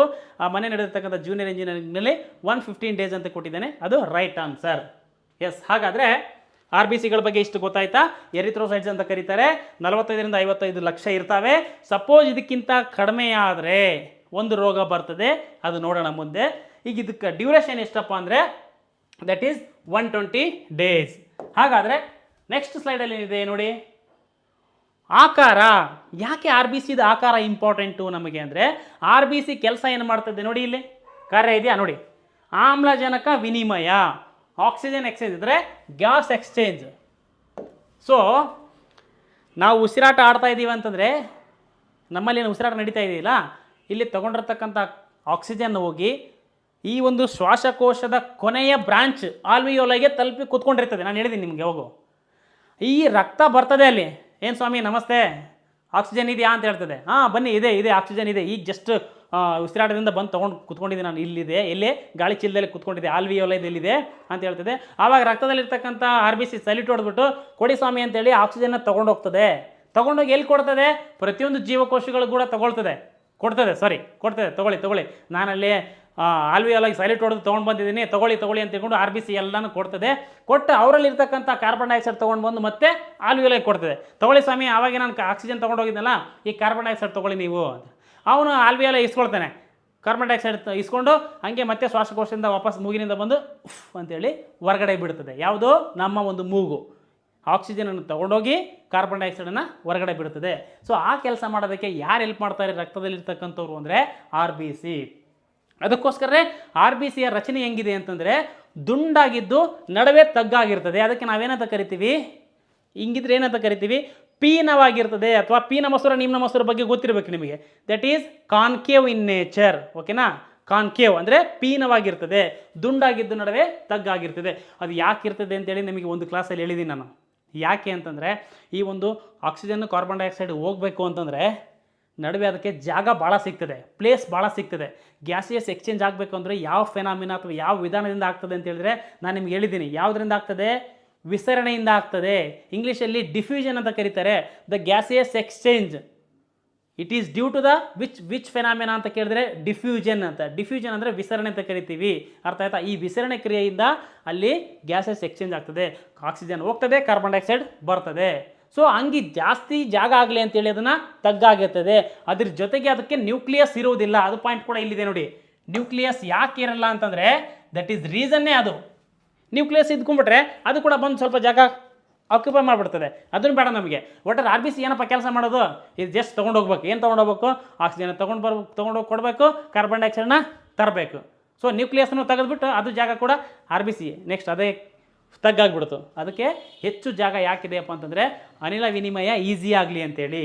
ಎಸ್ ನೋಡಿ, ಹಾಗಾದರೆ ಆರ್ ಬಿ ಸಿಯಲ್ಲಿರ್ತಕ್ಕಂಥ ಪ್ರೋಟೀನ್ ಯಾವುದು? ನಾವು ಪ್ಲಾಸ್ಮಾದಲ್ಲಿರ್ತಕ್ಕಂಥ ಪ್ರೋಟೀನ್ ನೋಡಿದ್ವಿ. ಯಾವುದು? ಆಲ್ಬುಮಿನ್, ಗ್ಲೋಬುಲಿನ್, ಫೈಬ್ರಿನೋಜಿನ್. ಈಗ ಆರ್ ಬಿ ಸಿ ಅಂದರೆ ಇದು ಘನಭಾಗ, ರಕ್ತದ ಘನಭಾಗ. ಅದು ದ್ರವ ಭಾಗ, ಇದು ಘನಭಾಗ. ಇಲ್ಲಿ ಏನಪ್ಪ ಅಂತಂದರೆ ಅದರಲ್ಲಿ ಘನಭಾಗದಲ್ಲಿ ಒಂದು ಆರ್ ಬಿ ಸಿ, ಎರಡನೇದು ಡಬ್ಲ್ಯೂ ಬಿ ಸಿ, ಮೂರನೇದು ಪ್ಲೇಟ್ಲೆಟು. ಈಗ ಆರ್ ಬಿ ಸಿಯಲ್ಲಿ ನೋಡ್ತಾ ಇರೋಣ. ಆರ್ ಬಿ ಸಿಯಲ್ಲಿ ಇರ್ತಕ್ಕಂಥ ಪ್ರೋಟೀನ್ ಯಾವುದು ಅಂತ ಕೇಳಿದಾಗ haemoglobin. That is very very very important. ಈಗ ನಾನು ರಕ್ತದಲ್ಲಿ ಆಕ್ಸಿಜನ್ ತೊಗೊಂಡೋಗ್ತಾರೆ ಆರ್ ಬಿ ಸಿ ಅಂತ ಹೇಳಿದ್ನಲ್ಲ, ಅದು ಏನಾದರೂ ಈ ಹೀಮೋಗ್ಲೋಬಿನ್ ಏನಾದರೂ ಇರಲಿಲ್ಲ ಅಂತಂದರೆ ಅವ್ನಿಗೆ ಯಾರು ಮಾತನಾಡ್ತಾ ಇರಲಿಲ್ಲ. ಯಾಕೆಂದರೆ ಇವನೇ ಹೀಮೋಗ್ಲೋಬಿನ್ ಇರೋದ್ರಿಂದನೇ ಅವನಿಗೆ ಮರ್ಯಾದೆ. ಯಾಕೆಂದರೆ ಹೀಮೋಗ್ಲೋಬಿನ್ನೇ ಏನು ಮಾಡ್ತಾನೆ ಅಂದರೆ ಆಕ್ಸಿಜನ್ನ ತೊಗೊಂಡೋಗಿ ಕೊಟ್ಟು ಕಾರ್ಬನ್ ಡೈಆಕ್ಸೈಡ್ನ ತಂದು ತರ್ತಾನೆ. ಈ ಕೆಲಸ ಯಾರು ಮಾಡ್ತಾರೆ? ಹೀಮೋಗ್ಲೋಬಿನ್. ಹಾಗಾದರೆ ಎಕ್ಸಾಮ್ನಲ್ಲಿ ಭಾಳಷ್ಟು ಇಂಪಾರ್ಟೆಂಟ್ ಹೀಮೋಗ್ಲೋಬಿನ್ ಬಗ್ಗೆ ಕೇಳಿದ್ದಾರೆ. ಇನ್ನೊಂದೇನು ಕೇಳಿದ್ದಾರೆ ಅಂದರೆ ಹೀಮೋಗ್ಲೋಬಿನ್ ಅದು ಯಾವ ಧಾತುವಿಂದ ಆಗಿದೆ? ಯಾವ ಧಾತುವಿಂದ ಆಗಿದೆ ನೋಡಿ, ವೆರಿ ಇಂಪಾರ್ಟೆಂಟು. ಕಬ್ಬಿಣ, that is iron. Haemoglobin is made up of iron element. ಅರ್ಥ ಆಯ್ತಾ? ಇದು ಕೂಡ ವೆರಿ ಇಂಪಾರ್ಟೆಂಟು. ಇದ್ರ ಕೆಲಸ ಏನು ಅಂದರೆ ನಾನು ನಿಮ್ಗೆ ಹೇಳ್ಬಿಟ್ಟಿದ್ದೀನಿ. ಆಕ್ಸಿಜನ್ ಅಂದರೆ ಗ್ಯಾಸಿಯಸ್ ಎಕ್ಸ್ಚೇಂಜ್, ಆಕ್ಸಿಜನ್ ಅಥವಾ ಅನಿಲಗಳ ವಿನಿಮಯ. ಇಷ್ಟು ನಿಮಗೆ ಗೊತ್ತಿರಲಿ, ವೆರಿ ಇಂಪಾರ್ಟೆಂಟು. ಸೊ ಹಾಗಾದರೆ ನೆಕ್ಸ್ಟ್ ಹೋಗೋಣ. ನೋಡಿ, ಆರ್ ಬಿ ಸಿ ರಚನೆ ನಾನು ನಿಮಗೆ ಹೇಳಿದೆ ಮೊದಲೇ. ನೋಡಿ ಹೆಂಗಿದೆ ನೋಡಿ, ಇಲ್ಲೇ ರೌಂಡ್ ಆಗಿದ್ದು ನಡುವೆ ತಗ್ಗಿದೆ. ಅರ್ಥನೇ? ಇದು ಆರ್ ಬಿ ಸಿಯ ರಚನೆ. ಸರ್ ಮತ್ತೆ ಅಲ್ಲಿ ಏನೋ ಬೇರೆ ಬೇರೆ ಕಾಣ್ತಾ ಇದ್ದಾವೆ ಸರ್. ಈ ರೀತಿಯೂ ಇದೆಯಲ್ಲ ಸರ್, ಈ ರೀತಿಯೂ ಇದೆ. ಇದೇನು ಒಂಥರ ಹಿಂಗಿದ್ಬಿಟ್ಟು ಇದು ಒಂಥರ ಏನು ಕುಡುಗಲ್ ಇದ್ದಂಗೆ ಇದೆ ಸರ್. ನಮ್ಮಲ್ಲಿ ಕುಡುಗಲ್ ಅಂತ ಕರಿತೀವಿ. ಕುಡುಗೋಲ್ ಅಂದರೆ ಮೇವು ಕೊಯ್ಯಕ್ಕೆ ಅದಕ್ಕೆಲ್ಲ ಬೆಳೆಸ್ತೀವಿ. ಈ ಕುಡುಗಲ್ ಇದ್ದಂಗೆ ಐತಲ್ಲ ಸರ್ ಅಂತಾರೆ. ಸಿಕಲ್ ಅಂತೇಳಿ ಕರೀತಾರೆ ಇಂಗ್ಲೀಷಲ್ಲಿ, ಸಿಕಲ್. ಸೊ ಆ್ಯಕ್ಚುಲಿ ಇದು ಅಬ್ನಾರ್ಮಲ್ ಕಂಡೀಷನ್. ನಾರ್ಮಲ್ ಕಂಡೀಷನಲ್ಲಿ ಹೆಂಗಿರಬೇಕು ಆರ್ ಬಿ ಸಿ ಅಂದಾಗ? ರೌಂಡ್ ಆಗಿರಬೇಕು, ತಗ್ಗಾಗಿರ್ಬೇಕು ಒಳಗಡೆ. ಸೊ ಯಾವಾಗ ಈ ರೀತಿ ಆಯಿತು ಅಂದರೆ ಆರ್ ಬಿ ಸಿಗಳ ಸಂಖ್ಯೆ ಕೆಲಸ ನೋಡಿ, ಅವಾಗೇನಾಗ್ತದೆ? ಗ್ಯಾಸಿಯಸ್ ಎಕ್ಸ್ಚೇಂಜು ಕಡಿಮೆ ಆಗ್ತದೆ. ಅವಾಗ ಕಡಿಮೆ ಆಯ್ತು ಅಂದರೆ ಏನಾಗ್ತದೆ? ಆಕ್ಸಿಜನ್ ಕೊರತೆ ಉಂಟಾಗ್ತದೆ. ಇವಾಗ ಏನಪ್ಪ ಅಂದರೆ ಏನು ಅಂತಾರಲ್ಲ ನಾವು, ಇದಾಗ್ತದೆ. ಆಕ್ಸಿಜನ್ ಕೊರತೆ ಆದಾಗ ಏನಾಗ್ತದೆ? ಒಂದು ಉಸಿರಾಟ ತೊಂದರೆ ಆಗಿಬಿಡ್ತದೆ. ಸೊ ಇಂಥ ಒಂದು ಕಂಡೀಷನ್ಗೆ ನಾವೇನಂತ ಕರಿತೀವಿ? ಸಿಕಲ್ ಸೆಲ್ ಅನೆಮಿಯಾ ಅಂತೇಳಿ ಕರಿತೀವಿ. ಇದು ಅನೆಮಿಯಾನೇ. ಯಾಕೆಂದರೆ ಇಲ್ಲಿ ಆರ್ ಬಿ ಸಿಗಳ ಸಂಖ್ಯೆ ಕಡಿಮೆ ಆಗಿಬಿಡ್ತವೆ, ಹಿಂಗಾಗ್ಬಿಡ್ತವೆಲ್ಲ. ಅದು ಎಂಥ ಅನೆಮಿಯಾ ಅಂದರೆ ಸಿಕಲ್ ಸೆಲ್. ಸಿಕಲ್ ಅಂದರೆ ಕುಡುಗೋಲು, ಸಿಕಲ್ ಸೆಲ್ ಅಂದರೆ ಸಿಕಲ್ ಸೆಲ್ ಅನೆಮಿಯಾ. ಈ ಸಿಕಲ್ ಸೆಲ್ ಅನೆಮಿಯಾ ಅಂತಕ್ಕಂಥದ್ದು ಇದು ಕೂಡ ಏನಪ್ಪ ಅಂದರೆ ಆರ್ ಬಿ ಸಿಗಳು ಈ ರೀತಿ ಆದರೆ ಬರ್ತದೆ. ಸೊ ನೋಡಿ, ಅದಕ್ಕಿಂತ ಮುಂಚೆ ರಕ್ತಹೀನತೆ ಅಥವಾ ಅನೆಮಿಯಾ ಅಂತಂದ್ರೆ ಏನು ಅಂದರೆ ಈ ಆರ್ ಬಿ ಸಿಗಳ ಸಂಖ್ಯೆ ಏನಾದರೂ ಕಡಿಮೆ, ನಾನು ಹೇಳಿದ್ನಲ್ಲ 45 ಲಕ್ಷದಿಂದ 55 ಲಕ್ಷ ಇರಬೇಕು ಅಂತ ಹೇಳಿದ್ನಲ್ಲ, ಅದಕ್ಕಿಂತ ಏನಾದರೂ ಕಡಿಮೆ ಆಗಿಬಿಟ್ರೆ, ಸಪೋಸ್ 30 ಲಕ್ಷ 35 ಲಕ್ಷ ಹಿಂಗೆಲ್ಲ ಆಗಿಬಿಟ್ರೆ ಏನಾಗ್ಬಿಡ್ತದೆ, ಅಥವಾ 30 ಲಕ್ಷಕ್ಕಿಂತ ಕೆಳಗಡೆ ಆಗಿಬಿಟ್ರೆ ಏನಾಗಿರ್ತದೆ, ಇದಕ್ಕೆ ಒಂದು ರೋಗ ಅಂತೇಳಿ ಕರಿತೀವಿ. ಅದು ಯಾವುದಪ್ಪ ಅಂದರೆ ಅನೇಮಿಯಾ ಅಂತೇಳಿ ಕರಿತೀವಿ. ಏನದು? ಅನೇಮಿಯಾ. ಹಾಗಾದರೆ ಅಂಥ ಒಂದು ಬರೀ ಆರ್ ಬಿ ಸಿಗಳು ಕಡಿಮೆ ಆಗೋದಲ್ಲದೆ ಅದರ ರಚನೆ ಏನಾದರೂ ಚೇಂಜ್ ಆಯಿತು ಅಥವಾ ಕುಡುಗೋಲ್ ಟೈಪ್ ಏನಾದರೂ ಅದರ ರಚನೆ ಆಯಿತು ಅಂದರೆ ಅದಕ್ಕೆ ಸಿಕಲ್ ಸೆಲ್ ಅನೆಮಿಯಾ ಅಂತೇಳಿ ಕರಿತೀವಿ. ಅದು ಯಾವುದರಿಂದ ಬರ್ತದೆ ಅಂತಂದರೆ ನೋಡಿ, ಇಲ್ಲಿ ಸಿಕಲ್ ಸೆಲ್ ಅನೆಮಿಯಾ ಏನು ಅಂದರೆ ಈ ಕ್ರೋಮೋಸೋಮ್, ಮನುಷ್ಯನ ದೇಹದಲ್ಲಿರ್ತಕ್ಕಂಥ ಒಂದು 46 ಕ್ರೋಮೋಸೋಮ್ಸ್ ಏನಿದಾವಲ್ಲ, ಅಂದರೆ 23 ಜೊತೆ ಕ್ರೋಮೋಸೋಮ್ಸ್ ಇದಾವಲ್ಲ, ಅದರಲ್ಲಿ 22 ಜೊತೆ ಬಾಡಿ ಕ್ರೋಮೋಸೋಮ್ಸು, 2 ಅಥವಾ 1 ಜೊತೆ ಸೆಕ್ಸ್ ಕ್ರೋಮೋಸೋಮ್ಸ್ XY ಅದನ್ನ ಬಿಟ್ಟಾಕಿದರೆ ಈಗ 11ನೇ ಕ್ರೋಮೋಸೋಮ್ ಏನಿದೆಯಲ್ಲ, ಆ 11ನೇ ಕ್ರೋಮೋಸೋಮ್ನಲ್ಲಿ ಈ ಒಂದು ಗ್ಲುಟಮಿಕ್ ಆ್ಯಸಿಡ್ ಅಂತಕ್ಕಂಥ ಒಂದು ಆ್ಯಸಿಡ್ ಇರ್ತದೆ. ಗ್ಲುಟಮಿಕ್ ಅಂತಕ್ಕಂಥ ಆ್ಯಸಿಡ್ ಇದ್ದಾಗ ನಾರ್ಮಲಾಗಿ ಆರ್ ಬಿ ಸಿ ಇರ್ತದೆ. ಯಾವಾಗ ಆ ಗ್ಲುಟಮಿಕ್ ಆ್ಯಸಿಡ್ ಬದಲಾಗಿ ಅದರ ರೀಪ್ಲೇಸ್ ಆಗಿ ವ್ಯಾಲಿನ್ ಅಂತಕ್ಕಂಥ ಒಂದು ಆ್ಯಸಿಡ್ ಬರ್ತದೋ, ವ್ಯಾಲಿನ್ ಅಂತಕ್ಕಂಥ ಒಂದು amino acid amino acid replace ಆಗ್ತದೋ ಆವಾಗ ಇದು ಆರ್ ಬಿ ಸಿಗಳು ಸಿಕಲ್ ಶೇಪ್ ಆಗಿಬಿಡ್ತವೆ, ಅಂದರೆ ಕುಡುಗೋಲು ಶೇಪ್ ಆಗಿಬಿಡ್ತವೆ. ಆ ಒಂದು ಕಂಡೀಷನ್ಗೆ ನಾವೇನಂತ ಕರಿತೀವಿ, ಸಿಕಲ್ ಸೆಲ್ ಅನೇಮಿಯಾ ಅಂತೇಳಿ ಕರಿತೀವಿ. ಇದು 11ನೇ ಕ್ರೋಮೋಸೋಮ್ಸ್ನಲ್ಲಿ ಈ ಒಂದು ಗ್ಲುಟಮಿಕ್ ಆ್ಯಸಿಡ್ನ ಬದಲಾಗಿ ವ್ಯಾಲಿನ್ ಅಂತಕ್ಕಂಥ ಒಂದು ಅಮೈನೋ ಆಸಿಡ್ ಬಂದು ಕುತ್ಕೊಂಡಾಗ ಆವಾಗ ಈ ಕಂಡೀಷನ್ ಆಗ್ತದೆ. ಅದಕ್ಕೆ ನಾವೇನಂತ ಕರಿತೀವಿ, ಸಿಕಲ್ ಸೆಲ್ ಅನೇಮಿಯಾ ಅಂತೇಳಿ ಕರಿತೀವಿ ಗೆಳೆಯರೆ. ಇಂಪಾರ್ಟೆಂಟು, ಇತ್ತೀಚೆಗೆ ಸ್ವಲ್ಪ ಅಪ್ಗ್ರೇಡೆಡ್ ಕೇಳುವುದರಿಂದ ನಾವು ಇದನ್ನೆಲ್ಲ ಕವರ್ ಮಾಡಬೇಕಾಗಿ ಬರುತ್ತೆ. ಈಗೆಲ್ಲ ಹಿಂದೆ ಏನು ಕೇಳಿದರೆ ಅದನ್ನೆಲ್ಲ ಕವರ್ ಮಾಡಿದ್ದೀನಿ, ಮತ್ತು ಮುಂದೆ ಏನು ಕೇಳಬಹುದು, ಯಾವ ಟೈಪು ಕ್ವಶನ್ಸ್ ಬರಬಹುದು, ಸೊ ಅದಕ್ಕೋಸ್ಕರನೇ ಇಂಥವೆಲ್ಲ ಗೊತ್ತಿರಬೇಕು ನಿಮಗೆ. ಈಗ ಇದಕ್ಕೆ ಸಂಬಂಧಪಟ್ಟಂಗೆ ಒಂದು ಬ್ಲೂ ಬೇಬಿ ಸಿಂಡ್ರೋಮ್ ಅಂತ ಬರ್ತದೆ, ಅದು ಒಂದು ಕೂಡ. ಬ್ಲೂ ಬೇಬಿ ಸಿಂಡ್ರೋಮ್ ಅಂತಂದರೆ ಅದು ಹೆಂಗೆ ಅಂದರೆ ಆಕ್ಸಿಜನ್ ಕೊರತೆ ಆಯಿತು ಅಂತಂದರೆ ಅದು ಹಂಗೆ ಬರ್ತದೆ. ಸೊ ಅಲ್ಲಿ ಯಾವ ಒಂದು ಧಾತುವಿನಿಂದ ಬರ್ತದೆ ಅಂದರೆ ನೈಟ್ರೇಟ್. ಸಪೋಸ್ ಏನಾದರೂ ನೈಟ್ರೇಟ್ ರಿಚ್ ಇರ್ತಕ್ಕಂಥ ಒಂದು ನೀರನ್ನ ಒಂದು ಮಗು ಏನಾದರೂ ಕುಡಿತು ಅಂತಂದರೆ ಅದೇನು ಮಾಡ್ತದೆ ಅಂತಂದರೆ ಈ ಒಂದು ಬಾಡಿ ಅದನ್ನು ನೈಟ್ರೈಟ್ ಆಗಿ ಕನ್ವರ್ಟ್ ಮಾಡ್ತದೆ. ಈ ನೈಟ್ರೈಟು ಹೀಮೋಗ್ಲೋಬಿನ್ ಜೊತೆ ಸೇರ್ಕೊಂಡು ಏನಪ್ಪ ಅಂತಂದರೆ, ಯಾವಾಗ ಈ ನೈಟ್ರೈಟ್ ಹೀಮೋಗ್ಲೋಬಿನ್ ಜೊತೆ ಸೇರ್ಕೊಳ್ತು ಅಂದರೆ ತನ್ನ ಕೆಲಸ ಮರ್ತುಬಿಡ್ತದೆ. ತನ್ನ ಕೆಲಸ ಏನು, ಆಕ್ಸಿಜನ್ ಕೊಡ್ತಕ್ಕಂಥದ್ದು. ತನ್ನ ಕೆಲಸ ಮರ್ತಾಗ ಅವಾಗ ಏನಾಗ್ತದೆ, ಆಕ್ಸಿಜನ್ ರಹಿತ ಆಗಿಬಿಡ್ತದೆಲ್ಲ. ಯಾವಾಗ ಆಕ್ಸಿಜನ್ ರಹಿತ ಬಾಡಿ ಆಯಿತು ಅಂದರೆ ಅಲ್ಲೆಲ್ಲ ಏನಪ್ಪ ಅಂದರೆ ಬ್ಲೂ ಅಥವಾ ಏನಂದರೆ ನೀಲಿಯಾಗಿ ಕಾಣ್ತದೆ ಬಾಡಿ. ಅದಕ್ಕೆ ನಾವು ಬ್ಲೂ ಬೇಬಿ ಸಿಂಡ್ರೋಮ್ ಅಂತೇಳಿ ಕರಿತೀವಿ. ಅದು ಏನಪ್ಪ ಅಂದರೆ ನೈಟ್ರೇಟ್ ರಿಚ್ ಇರ್ತಕ್ಕಂಥ ನೀರನ್ನು ಕುಡಿದಾಗ, ಗೊತ್ತಿರಲಿ. ಸೊ ಮುಂದಿನ ಸ್ಲೈಡಲ್ಲಿ ಏನಿದೆ ನೋಡಿ, ಇಷ್ಟೇ ಆರ್ ಬಿ ಸಿ ಕೆಲಸ ಮುಗೀತು. ಇದ್ರ ಬಗ್ಗೆ ಗೊತ್ತಿರಬೇಕು ಇಷ್ಟೇ, ಸಿಂಪಲ್ ಆಗಿ. ಓಕೆನಾ? ಇನ್ನೊಂದ್ಸರಿ ನೀವು ವಿಡಿಯೋ ಪಾಸ್ ಮಾಡಿಕೊಂಡು ನೋಡ್ಬೇಕೆಲ್ಲನೂ. ಅಷ್ಟು ಆರ್ ಬಿ ಸಿ ಮುಗೀತು. ಇನ್ನು ನೆಕ್ಸ್ಟ್ ಏನಪ್ಪ ಉಳಿದು, ಡಬ್ಲ್ಯೂ ಬಿ ಸಿ. ಸಿಂಪಲ್ ಆಗಿ ಇದ್ರ ಬಗ್ಗೆ ಸ್ವಲ್ಪ ಪ್ಲೇಟ್ಲೆಟ್ಸ್ ಬಗ್ಗೆ ಸ್ವಲ್ಪ ಮಾತಾಡ್ಬಿಟ್ರೆ ಇವತ್ತಿನ ಕ್ಲಾಸು ಮುಗಿದೋಗ್ತದೆ. ನೋಡಿ, ಬಿಳಿ ರಕ್ತ ಕಣಗಳು ಅಥವಾ ವೈಟ್ ಬ್ಲಡ್ ಸೆಲ್ಸ್ ಅಥವಾ white blood corpuscles, white blood cells ಅಂತಂದರೆ ನೋಡಿ ಇದಕ್ಕೆ ಏನಂತ ಕರೀತಾರೆ ಇಂಗ್ಲೀಷಲ್ಲಿ, ಗೊತ್ತಿರಲಿ, important, leukocytes. Because leuko is nothing but white. ಓಕೆನಾ? ಲ್ಯೂಕೋ ಅಂತಂದರೆ ವೈಟ್, ಲ್ಯೂಕೋಸೈಟ್ಸ್ ಅಂತ ಕರೀತಾರೆ ಇಂಗ್ಲೀಷಲ್ಲಿ. ಇಲ್ಲಿದೆ leukocytes. The W B C is also known as leukocytes. ಹಾಗಾದರೆ ಇದ್ರದ್ದು ಪ್ರಮಾಣ ಎಷ್ಟಿರ್ತದೆ ಸರ್? 6ರಿಂದ 10,000, 6,000ದಿಂದ 10,000 ಇರ್ತದೆ ಇದ್ರ ಪ್ರಮಾಣ. ಇದ್ರ ಪ್ರಮಾಣ ಜಾಸ್ತಿ ಆದರೆ ಒಳ್ಳೆಯದಾ, ಕಡಿಮೆ ಆದರೂ ಒಳ್ಳೆಯದಾ? ನೋಡಿ, ಇದ್ರ ಪ್ರಮಾಣ ಏನಪ್ಪ ಅಂದರೆ, ಎಲ್ಲಿ ಆರ್ ಬಿ ಸಿಗಳ ಸಂಖ್ಯೆ ಕಡಿಮೆ ಆದಾಗ ನಮಗೆ ಅನಿಮಿಯಾ ರೋಗ ಉಂಟಾಯಿತು, ಹೆಚ್ಚಾದಾಗ ನಮಗೆ ತೊಂದರೆ ಇಲ್ಲ. ಯಾಕೆಂದರೆ ಆರ್ ಬಿ ಸಿಗಳ ಕೆಲಸನೇ ಆಕ್ಸಿಜನ್ ಸಪ್ಲೈ ಮಾಡೋದು. ಹೆಚ್ಚಿದ್ರೆ ಇನ್ನು ಆರಾಮಾಗಿ ಓಡಾಡ್ಕೊಂಡು ಹಾಯ್ ಕೊಡು ಆಕ್ಸಿಜನ್ ಅಂತಿಕೊಂಡು ಇದು ಮಾಡ್ತಾ ಇರ್ತಾರೆ. ಕಡಿಮೆ ಆದಾಗ ತೊಂದರೆ, ನಮಗೆ ಆಕ್ಸಿಜನ್ ಸಿಗ್ತಾ ಇರಲ್ಲ, ಅದಕ್ಕೆ ಅನಿಮಿಯಾ ಅಂತೇಳಿ ಕರಿತೀವಿ. ಇಲ್ಲಿ ಏನಪ್ಪ ಅಂತಂದರೆ ಈ ಡಬ್ಲ್ಯೂ ಬಿ ಸಿಗಳ ಸಂಖ್ಯೆ ಏನಪ್ಪ ಅಂದರೆ ಒಂದು ಹಂತದಲ್ಲಿರಬೇಕು, ಒಂದು ಪ್ರಮಾಣದಲ್ಲಿರಬೇಕು. 6ರಿಂದ 10,000 ಈ ಒಂದು ರೇಂಜಲ್ಲಿ ಇರಬೇಕು. ಸಪೋಸ್ ಏನಾದರೂ ಇದ್ರ ಸಂಖ್ಯೆ ಏನಾದರೂ ಜಾಸ್ತಿ ಆಯ್ತಪ್ಪ ಅಂದರೆ ಆಗಬಾರ್ದು. ಆಯಿತು ಅಂದರೆ ಅದಕ್ಕೆ ನಾವು ಇದ್ರ ಸಂಖ್ಯೆ ಜಾಸ್ತಿ ಆದಾಗ ಏನಾಗ್ತದೆ, ಅಲ್ಲಿ ನಾವು ಅದಕ್ಕೆ ಲ್ಯೂಕೇಮಿಯಾ ಅಂತೇಳಿ ಕರಿತೀವಿ. ನೆಕ್ಸ್ಟ್ ಸ್ಲೈಡಲ್ಲಿದೆ ನೋಡೋಣ ಅಂತ. ಹಾಗಾದರೆ ಇದ್ರದ್ದು ವಯಸ್ಸೆಷ್ಟು ಸರ್ ಅಂತ ಕೇಳಿದಾಗ 12 ಗಂಟೆಯಿಂದ 300 ದಿನ. ಸರ್ ಇದು ಹೆಂಗೆ ನೆನ್ಪಿಡ್ಬೇಕು ಈಸಿಯಾಗಿ ಅಂದರೆ, ಯಾಕೆ ಅಂದರೆ ಈ ಕೇಳ್ಬಿಡ್ತಾರೆ, ಈ ಕೆಳಗಿನ ಯಾವ ಒಂದು ರಕ್ತದ ಜೀವಕೋಶ ಜೀವಿತಾವಧಿ ಜಾಸ್ತಿ ಇದೆ, ಕಡಿಮೆ ಇದೆ ಅಂತ ಕೇಳಿದಾಗ ಸ್ವಲ್ಪ ಗೊತ್ತಿರಲಿ. ಯಾವ ರಕ್ತದ ಜೀವಕೋಶದ ಜೀವಿತಾವಧಿ ಜಾಸ್ತಿ ಇದೆ ಅಂತಂದ್ರೂ ಇದೆ, ಯಾಕೆಂದರೆ 300 ದಿನ. ಕಡಿಮೆ ಇದೆ ಅಂತಂದ್ರೂ ಇದೆ, ಯಾಕೆಂದರೆ 12 ಗಂಟೆ. ಇವತ್ತು ಉಟ್ಕೊಳ್ತು ಅಂದರೆ ಇನ್ನೂ 12 ಗಂಟೆ ಒಳಗಡೆ ಸಾಯ್ಬೋದು, 12 ಗಂಟೆ ಸಾಯ್ಬೋದು, ಅಥವಾ 300 ದಿನ ತನಕ ಇರ್ಬೋದು. ಅಂದರೆ ಕಡಿಮೆ ಜೀವಿತಾವಧಿನೂ ಇದ್ರದ್ದೇ, ಹೆಚ್ಚು ಜೀವಿತಾವಧಿ ಕೂಡ ಇದ್ರದ್ದೇ. ಹೆಂಗೆ ನೆನ್ಪಿಡ್ಬೋದಪ್ಪ ಅಂದರೆ ಈಸಿಯಾಗಿ ನಾವು ಗಂಟೆ ದಿನ ಅನ್ನೋದಕ್ಕಿಂತ ದಿನ ಮತ್ತು ವರ್ಷ ನೆನ್ಪಿಟ್ಕೊಳ್ಬೇಕು. ಏನಪ್ಪ ಅಂದರೆ ಅರ್ಧ ದಿನ ಅಂದರೆ 12 ಗಂಟೆ, ಅರ್ಧ ದಿನದಿಂದ 1 ವರ್ಷ. 1 ವರ್ಷ ಅಂದರೆ ಆಲ್ಮೋಸ್ಟು 365 ದಿನ, 65 ಬಿಟ್ಟಾಕಿ ಏನಂದರೆ ಅರ್ಧ ಗಂಟೆಯಿಂದ 1 ವರ್ಷ ಅಂತ ನೆನ್ಪಿಟ್ಕೊಳ್ಬೇಕು ಈಸಿಯಾಗಿ. ಅರ್ಧ ದಿನದಿಂದ 1 ವರ್ಷ ತನಕ ಇದ್ರದ್ದು ಆಯಸ್ಸು ಇರ್ತದೆ. ಇದಕ್ಕೆ ಲ್ಯೂಕೋಸೈಟ್ಸ್ ಅಂತ ಕರೀತಾರೆ. ಇದ್ರ ಪ್ರಮಾಣ 6,000ರಿಂದ 8,000 ಅಥವಾ 10,000 ಒಳಗಡೆ ಇದು ಇರಬೇಕಾಗುತ್ತೆ. ಹಾಗಾದರೆ ಇದಕ್ಕಿಂತ ಜಾಸ್ತಿ ದಾಟಿದ್ರೆ ಏನಾಗ್ತದಪ್ಪ, 10,000, 15,000, 20,000 ಹಿಂಗೆಲ್ಲ ದಾಟಿತು ಅಂದರೆ ಏನಾಗ್ತದೆ, ಈ ಒಂದು ವೈಟ್ ಬ್ಲಡ್ ಸೆಲ್ಸು ಅವಾಗ ಏನಂತಂದರೆ ಒಂದು ರೋಗ ಬರ್ತದೆ. ಅದು ಯಾವ ರೋಗ ಅಂತಂದರೆ ಲ್ಯೂಕೇಮಿಯಾ ಅಂತಕ್ಕಂಥ. ಎಷ್ಟು ಎಕ್ಸಾಕ್ಟಾಗಿ ಇಷ್ಟು 1,000 ಅಂತ ಯಾರು ಕ್ವಶನ್ಸ್ ಕೇಳಲ್ಲ ನಿಮಗೆ. ಯಾಕೆಂದರೆ ಯಾವುದಾದ್ರೂ ಲ್ಯಾಬ್ ನೋಡಿ ನೀವು, ಬ್ಲಡ್ ಟೆಸ್ಟು CBC ಮಾಡ್ತಾರೆ. CBC ಅಂತಂದರೆ ಕಂಪ್ಲೀಟ್ ಬ್ಲಡ್ ಕೌಂಟ್ ಅಂತ ಮಾಡ್ತಾರೆ. ಕಂಪ್ಲೀಟ್ ಬ್ಲಡ್ ಕೌಂಟ್ CBC ಮಾಡಿಸ್ಕೊಳ್ಳಿ ಅಂತಾರೆ.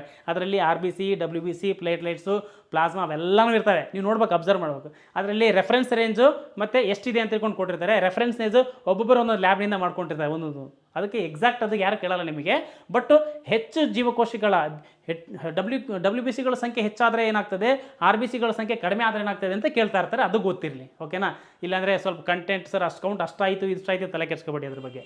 ಇಲ್ಲಿ ನೋಡಿ, ನೋಡಿ, ಬಿಳಿ ರಕ್ತ ಕಣಗಳ ಸಂಖ್ಯೆ ಹೆಚ್ಚಾದಾಗ the white blood cells when the white blood cells increases it will lead to one disorders. ಏನಪ್ಪಾ ಅಂದರೆ ಅದು ಯಾವುದು ಅಂತಂದಾಗ ಅದು ನೋಡಿ leukemia because leuko is white, leukemia ಅಂತಕ್ಕಂಥದ್ದು ಬರ್ತದೆ. ಇದು ರಕ್ತದ ಜೀವಕೋಶಗಳಾಗಿರೋದ್ರಿಂದ ಇದಕ್ಕೆ ನಾವೇನಂತ ಕರಿತೀವಿ, ರಕ್ತದ ಕ್ಯಾನ್ಸರ್ ಅಂತ ಹೇಳಿ ಕರಿತೀವಿ. ಸರ್ ಹೌದು, ರಕ್ತ ಆಗಿರೋದ್ರಿಂದ ರಕ್ತ ಅಂತ ಹೇಳ್ತೀವಿ, ಬಟ್ ಕ್ಯಾನ್ಸರ್ ಅಂತ ಯಾಕೆ ಕರೆದ್ರಿ ಸರ್?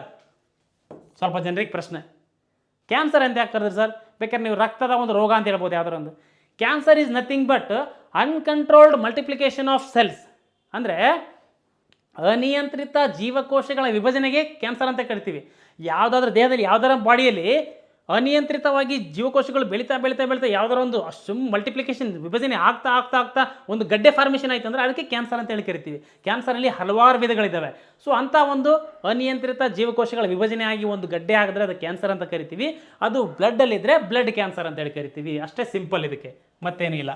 ಯಾಕೆ ಬ್ಲಡ್ ಕ್ಯಾನ್ಸರ್ ಅಂತ ಕರೀತಾರೆ ಅಂದರೆ ಬ್ಲಡ್ಡಲ್ಲಿ ಇರ್ತದೆ. ಅದಕ್ಕೆ ಕ್ಯಾನ್ಸರ್ ಯಾಕೆ ಕರೀತಾರೆ ಅಂದರೆ ಅದಕ್ಕೆ ಅನಿಯಂತ್ರಿತ ಇರ್ತದೆ, ಹಾಗೆ ಮಲ್ಟಿಪ್ಲಿಕೇಶನ್ ಆಗ್ತಾನೆ ಇರ್ತದೆ. ಯಾಕೆಂದರೆ ನಾವು ರೆಫರೆನ್ಸ್ ಡೇಸು 6,000ರಿಂದ 10,000 ಒಳಗಡೆ ಇರಬೇಕು, ಬಟ್ ಇದು ಜಾಸ್ತಿ ಆಗಿಬಿಡ್ತದೆ. ಅರ್ಥ ಆಯ್ತಾ? ಸೊ ವೈಟ್ ಬ್ಲಡ್ ಸೆಲ್ಸ್ ಜಾಸ್ತಿ ಆದಾಗ ನಮಗೆ ಒಂದು ರೋಗ ಬರ್ತದೆ. ಅದು ಯಾವುದು ಅಂತ ಕೇಳಿದ್ರೆ ದಟ್ ಈಸ್ ಲ್ಯುಕೇಮಿಯಾ. ಹಾಗಾದರೆ ವೈಟ್ ಬ್ಲಡ್ ಸೆಲ್ಸ್ ಕಾರ್ಯ ಏನು ಸರ್, ಏನು ಕೆಲಸ ಇದ್ರದ್ದು ಅಂತ ಕೇಳಿದಾಗ ನೋಡಿ, ಪ್ರತಿಕಾಯಗಳನ್ನು ಇಂಗ್ಲೀಷಲ್ಲಿ ಆ್ಯಂಟಿಬಾಡೀಸ್ ಅಂತ ಕರೀತಾರೆ. ಈ ಪ್ರತಿಕಾಯಗಳನ್ನು ಉತ್ಪತ್ತಿ ಮಾಡಿ ರೋಗ ನಿರೋಧಕ ಶಕ್ತಿಯನ್ನು ಹೆಚ್ಚಿಸುತ್ತೆ. ನೋಡಿ, ನಮ್ಮಲ್ಲಿ ಪ್ರತಿಕಾಯಗಳನ್ನು ಉತ್ಪಾದನೆ ಮಾಡಿ ರೋಗ ನಿರೋಧಕ ಶಕ್ತಿಯನ್ನು ಹೆಚ್ಚಿಸುತ್ತೆ. ಎಕ್ಸಾಂಪಲ್, ಕೊರೋನಾ ಬಂದಾಗ ಅದಕ್ಕೇನಾದರೂ ಆಯ್ತು ಅಂದರೆ ಆ ಒಂದು ರೋಗಾಣುವಿನ ವಿರುದ್ಧ ಪ್ರತಿಕಾಯಗಳನ್ನು ಉತ್ಪಾದನೆ ಮಾಡಿ ನಮ್ಮಲ್ಲಿರ್ತಕ್ಕಂಥ ರೋಗ ನಿರೋಧಕ ಶಕ್ತಿ, ಇಮ್ಯುನಿಟಿ ಪವರ್ನ ಇನ್ಕ್ರೀಸ್ ಮಾಡ್ತದೆ. ಮತ್ತು ನೆಕ್ಸ್ಟ್ ಏನಪ್ಪ ಅಂದರೆ ರೋಗಾಣುಗಳನ್ನು ಭಕ್ಷಿಸಿ ದೇಹವನ್ನು ರಕ್ಷಿಸುತ್ತದೆ. ನೋಡಿ, ಯಾವುದಾದ್ರು ಪ್ಯಾಥೋಜನ್ ರೋಗಾಣು ಬಂತು ಅಂದರೆ ಆಟೋಮೆಟಿಕ್ಲಿ ಅದನ್ನು ಭಕ್ಷಣೆ ಮಾಡ್ತದೆ, ಅಂದರೆ ಎಂಗಲ್ಫ್ ಮಾಡ್ತದೆ, ನುಂಗ್ಬಿಟ್ಟು ದೇಹವನ್ನು ಸುರಕ್ಷಿತವಾಗಿಡ್ತದೆ. ಇಂಥ ಕೆಲಸ ಯಾರು ಮಾಡ್ತಾರಪ್ಪ ಅಂತ ಕೇಳಿದಾಗ ಈ ಒಂದು ರಕ್ತದಲ್ಲಿರ್ತಕ್ಕಂಥ ಘನಭಾಗದಲ್ಲಿ ಬರ್ತಕ್ಕಂಥ ಒಂದು WBC ಅಥವಾ ವೈಟ್ ಬ್ಲಡ್ ಸೆಲ್ಸ್ ಮಾಡ್ತಾರೆ. ಅದರಲ್ಲಿ ವಿಶೇಷವಾಗಿ ಯಾರ್ಯಾರು ಏನೇನು ಕೆಲಸ ಮಾಡ್ತಾರೆ ಅಂತ ನೋಡೋಣ ನಾವು. ನೋಡಿ, ಹಾಗಾದರೆ ಮುಂದಿನ ಸ್ಲೈಡಲ್ಲಿ ನಾವು ನೋಡೋದಾದರೆ ನೋಡಿ, ಈಗ ರಕ್ತದ ಒಂದು ವಿಧಗಳು ನೋಡಿದಾಗ ಗೊತ್ತಾಯ್ತು ನಾವು. ಈಗ ಬರೀ ಬಿಳಿ ರಕ್ತದ ವಿಧಗಳು ನೋಡೋಣ. ಯಾಕೆಂದರೆ PSI ಪೇಪರ್ಗೆ ಭಾಳಷ್ಟು ಸಾರಿ ಇದ್ರ ಮೇಲೆ ಎಕ್ಸಾಮ್ ಕೇಳಿದ್ದಾನೆ, ಇದ್ರ ಮೇಲೆ ಕಾನ್ಸೆಪ್ಟ್ ಮೇಲೆ ಕೇಳಿದ್ದಾನೆ, ಇದು ಏನು ಕೆಲಸ ಮಾಡ್ತದೆ ಅಂತೇಳಿ. ಅರ್ಥ ಆಯ್ತಾ? ಸೊ ಸಿಂಪಲ್ಲಾಗಿ ಇದ್ರ ಬಗ್ಗೆ ನೋಡೋಣ ನಾವು. ಏನಪ್ಪ ಅಂತಂದರೆ ನೋಡಿ, ಲ್ಯೂಕೋಸೈಡ್ಸ್, ನಿಮಗೆ ಲ್ಯೂಕೋಸೈಡ್ಸ್ ಅಂತ ಗೊತ್ತಾಗಬೇಕು, ಇದು ಬಿಳಿ ರಕ್ತ ಕಣಗಳು. ಎರಿಥ್ರೋಸೈಡ್ಸ್ ಅಂತ ಇದು ಗೊತ್ತಾಗಬೇಕು, ಇದು ಕೆಂಪು ರಕ್ತ ಕಣಗಳು. ಥ್ರೋಂಬೋಸೈಡ್ಸ್ ಅಂತ ಹೇಳಿದಾಗ ನಿಮ್ಗೆ ಗೊತ್ತಾಗಬೇಕು, ಇದು ಪ್ಲೇಟ್ಲೈಟ್ಗಳು ಅಥವಾ ಕಿರುತಟ್ಟೆಗಳು ಅಂತೇಳಿ ಅವುಗಳ ಹೆಸರು ಗೊತ್ತಿರಬೇಕು. ಈಗ ಲ್ಯೂಕೋಸೈಡ್ಸಲ್ಲಿ ವೈಟ್ ಬ್ಲಡ್ ಸೆಲ್ಸ್ ಇದರಲ್ಲಿ ಏನೇನಿದಾವಪ್ಪ ಅಂತ ಕೇಳಿ ನೋಡಿದಾಗ ನೋಡಿ, ನಾನು ಅವಾಗಲೇ ಹೇಳಿದೆ ನಿಮಗೆ, ಚಾರ್ಟ್ ಹಾಕಿದಾಗ ಹೇಳಿದೆ, ಒಂದು ಅಗ್ರಾನ್ಯುಲೋಸೈಡ್ಸ್, ಇನ್ನೊಂದು ಗ್ರಾನ್ಯುಲಾರ್. ಒಂದು ಗ್ರಾನ್ಯುಲಾರ್, ಒಂದು ಅಗ್ರಾನ್ಯುಲಾರ್, ಕಣಸಹಿತ ಕಣರಹಿತ. ಇಲ್ಲಿ ಅಗ್ರಾನ್ಯುಲಾರ್ ಇದರಲ್ಲಿ ಏನಪ್ಪ ಅಂದರೆ ಎರಡಿದಾವೆ. ಏನಪ್ಪ ಅಂದರೆ ಲಿಂಫೋಸೈಟ್ ಮತ್ತು ಮೋನೋಸೈಟ್. Very important lymphocyte. ಇದ್ರ ಬಗ್ಗೆ ನಾನು ಹೇಳೋದಕ್ಕೆ ಇದ್ರದ್ದೊಂದು ಎಕ್ಸ್ಪ್ಲನೇಷನ್ ಇಷ್ಟು ನಿಮಗೆ ಡೀಟೇಲ್ಸ್ ಹೇಳಬೇಕಾಯ್ತು. ಇದ್ರ ಬಗ್ಗೆ ನಿಮಗೆ ಏನು ಅವಶ್ಯಕತೆ ಇಲ್ಲ, ಯಾರೂ ಕೇಳಲ್ಲ ಇದ್ರ ಬಗ್ಗೆ ಎಕ್ಸಾಮಿಗೆ ನಿಮಗೆ. ಅರ್ಥ ಆಯ್ತಾ? ನಿಮ್ಮ ಕಾನ್ಸೆಪ್ಟ್, ನಿಮ್ಮ ಒಂದು ಕಾನ್ಸಂಟ್ರೇಷನ್ ಇಲ್ಲಿರಬೇಕು. ಇದಕ್ಕೋಸ್ಕರ ನಾನು ಇದು ಒಂದು ಟೈಪ್ಸ್ ಹೇಳಬೇಕಾಯ್ತು. ಆದರೂ ಕೂಡ ಇದು ಗೊತ್ತಿರಲಿ, ಇದು ಕಣ ರಹಿತವಾಗಿರ್ತವೆ, ಇದು ಕಣ ಸಹಿತವಾಗಿರ್ತವೆ, ಅಂದರೆ ಕಣವಾಗಿರ್ತವೆ. ಇದರಲ್ಲಿ ಲಿಂಫೋಸೈಟ್ ಮತ್ತು ಮೋನೋಸೈಟ್ ಅಂತಕ್ಕಂಥದ್ದು ಬರ್ತವೆ ಟೈಪ್ಸು. ಇದರಲ್ಲಿ ಏನಪ್ಪ ಅಂತಂದರೆ ಬೇಸೋಫಿಲ್, ನ್ಯೂಟ್ರೋಫಿಲ್, ಎಸಿನೋಫಿಲ್ ಅಂತೇಳಿ ಬರ್ತವೆ. ಸೊ ಒಟ್ಟಾರೆಯಾಗಿ ಇವು 5 ಲ್ಯೂಕೋಸೈಟ್ಸ್ ಬರ್ತವೆ. ಇವು 5 ಏನಂದರೆ ಇವು 5 ಕೂಡ ಒಂದು ವಿಶೇಷ ಬಿಳಿ ರಕ್ತ ಕಣಗಳು. ಇವೆಲ್ಲವೂ ಬಿಳಿ ರಕ್ತ ಕಣಗಳೇ. ಇದರಲ್ಲಿ ಪ್ರಮುಖವಾಗಿ ಹಿಂಗೆ ನಾವು ಡಿವೈಡ್ ಮಾಡ್ತೀವಿ. ಸೊ ಇದರಲ್ಲಿ ವಿಶೇಷವಾಗಿ ನಿಮಗೆ ಬರ್ತಕ್ಕಂಥದ್ದು ಯಾವುದು ಅಂದರೆ ಲಿಂಫೋಸೈಟ್. ನಾನು ನಿಮ್ಗೆ ಹೇಳ್ತೀನಿ, ಪ್ರತಿಕಾಯಗಳನ್ನು ಉತ್ಪಾದನೆ ಮಾಡುವಂಥ ರಕ್ತದ ಜೀವಕೋಶ ಯಾವುದು ಅಂತ ಕೇಳಿದಾಗ ನಾನು ಹೇಳ್ತಾ ಇದ್ದೀನಿ, ಕರೆಕ್ಟಾಗಿ ಕೇಳಬೇಕು ಗೆಳೆಯರೆ, ಗೊತ್ತಿರಲಿ.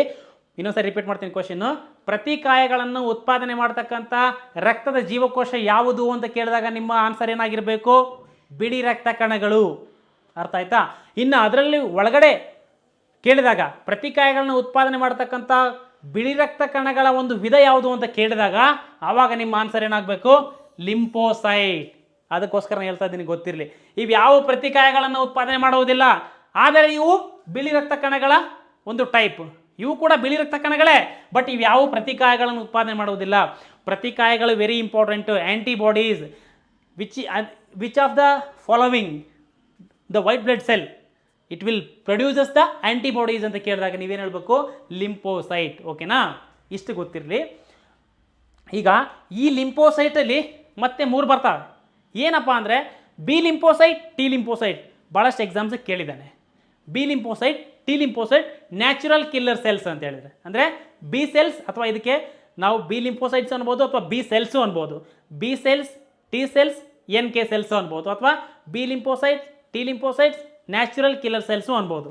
ನೋಡಿ, ಹಾಗಾದರೆ ಏನಪ್ಪ ಇದು B T N K cells? ಭಾಳ ಡೀಪಾಗಿ ಹೇಳ್ತಾ ಇದ್ದಾರೆ ಸರ್. ಇಲ್ಲ, ಇಷ್ಟು ನಿಮಗೆ ಕಾನ್ಸೆಪ್ಟ್ ಕ್ಲಿಯರ್ ಮಾಡಿಬಿಟ್ರೆ ಬ್ಲಡ್ ಬಗ್ಗೆ ಅದು ಯಾವ ಕ್ವಶನ್ ಆದರೂ ನೀವು ಅಟೆಂಡ್ ಮಾಡ್ಬೋದು.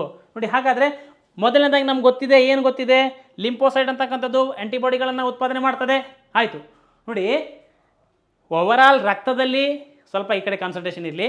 ಓವರಾಲ್ ರಕ್ತದಲ್ಲಿ ಯಾವ ರಕ್ತದ ಜೀವಕೋಶ ಆ್ಯಂಟಿಬಾಡಿಗಳನ್ನ ಅಥವಾ ಪ್ರತಿಕಾಯಗಳನ್ನ ಉತ್ಪಾದನೆ ಮಾಡ್ತದೆ ಅಂದರೆ ಲ್ಯೂಕೋಸೈಟ್ ಅಥವಾ ಬಿಳಿ ರಕ್ತ ಕಣಗಳು ಅಥವಾ ವೈಟ್ ಬ್ಲಡ್ ಸೆಲ್ಸು. ಆ ಬಿಳಿ ರಕ್ತ ಕಣಗಳಲ್ಲಿ ಅದು ಯಾವ ವಿಧ ಪ್ರತಿಕಾಯಗಳನ್ನು ಉತ್ಪಾದನೆ ಮಾಡ್ತದೆ ಅಂದಾಗ ಲಿಂಪೋಸೈಟ್. ಓಕೆನಾ? ಈ ಲಿಂಪೋಸೈಟಲ್ಲಿ ಮತ್ತೆ ಒಂದೇ ಅದು ಮಾತ್ರ ಪ್ರತಿಕಾಯಗಳನ್ನ ಉತ್ಪಾದನೆ ಮಾಡ್ತಾ ಇರ್ತದೆ. ಅದು ಯಾವುದು ಅಂದಾಗ ಬಿ ಲಿಂಪೋಸೈಟ್. ಗೊತ್ತಿರಲಿ, ಬಿ ಲಿಂಪೋಸೈಟ್ ಮಾತ್ರ ಈ ಒಂದು ಆ್ಯಂಟಿಬಾಡಿಗಳನ್ನು ಉತ್ಪಾದನೆ ಮಾಡ್ತಾ ಇರ್ತದೆ. ಹಾಗಾದರೆ ಲ್ಯೂಕೋಸೈಟಲ್ಲಿ ಲಿಂಪೋಸೈಟಲ್ಲಿ ಬಿ ಲಿಂಪೋಸೈಟ್, ಇದು ಮಾತ್ರ ಆ್ಯಂಟಿಬಾಡಿಗಳನ್ನು ಉತ್ಪಾದನೆ ಮಾಡ್ತದೆ. ಎಕ್ಸ್ಟೆಂಡೆಡ್ ವರ್ಷನಲ್ಲಿ ನೆಕ್ಸ್ಟ್ ಕ್ವಶನ್ಸ್ ಕೇಳಿದಾಗ ಹಿಂಗೆ ಕೇಳ್ತಾನೆ. ಓಕೆನಾ? ಈ ಕೆಳಗಿನ ಯಾವ ಲಿಂಪೋಸೈಟ್ ಇದು ಯಾವುದು ಪ್ರತಿಕಾಯಗಳನ್ನ ಉತ್ಪಾದನೆ ಮಾಡ್ತದೆ ಅಂತ ಕೇಳಿದಾಗ option A B, option B T, option C N K cells, option C ಯಾವುದು ಅಲ್ಲ ಅಂತ ಕೊಟ್ಟಾಗ ನಿಮಗೆ ಆಪ್ಷನ್ ಬಿ ಏನಪ್ಪ ಅಂದರೆ ಬಿ ಲಿಂಪೋಸೈಟ್ ಇದು ಆ್ಯಂಟಿಬಾಡಿಗಳನ್ನು ಉತ್ಪಾದನೆ ಮಾಡ್ತದೆ. ಹಾಗಾದರೆ ಸರ್ ಟಿ ಲಿಂಪೋಸೈಟ್ ಕೆಲಸ ಏನು ಸರ್? ಈ ಬಿ ಲಿಂಪೋಸೈಟು ಆ್ಯಂಟಿಬಾಡಿಗಳನ್ನು ಉತ್ಪಾದನೆ ಮಾಡಿ ರೋಗಾಣುವನ್ನು ಕೊಲ್ಲುತ್ತೆ.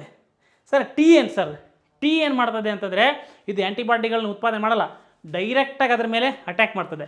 ಡೈರೆಕ್ಟ್ ಅಟ್ಯಾಕ್ ಮಾಡಿ ಅದಷ್ಟೇ ಅಲ್ಲದೆ ಬಾಡಿದು ಇಮ್ಯೂನ್ ಸಿಸ್ಟಮ್ ಇರ್ತದಲ್ಲ, ಅಂದರೆ ರೋಗಗಳ ವಿರುದ್ಧ ಹೋರಾಡ್ತಕ್ಕಂಥ ಒಂದು ಶಕ್ತಿ, ಆ ಒಂದು ಶಕ್ತಿಗೆ ಎಚ್ಚರ ಅಂದರೆ ಎಬ್ಬಿಸುತ್ತೆ.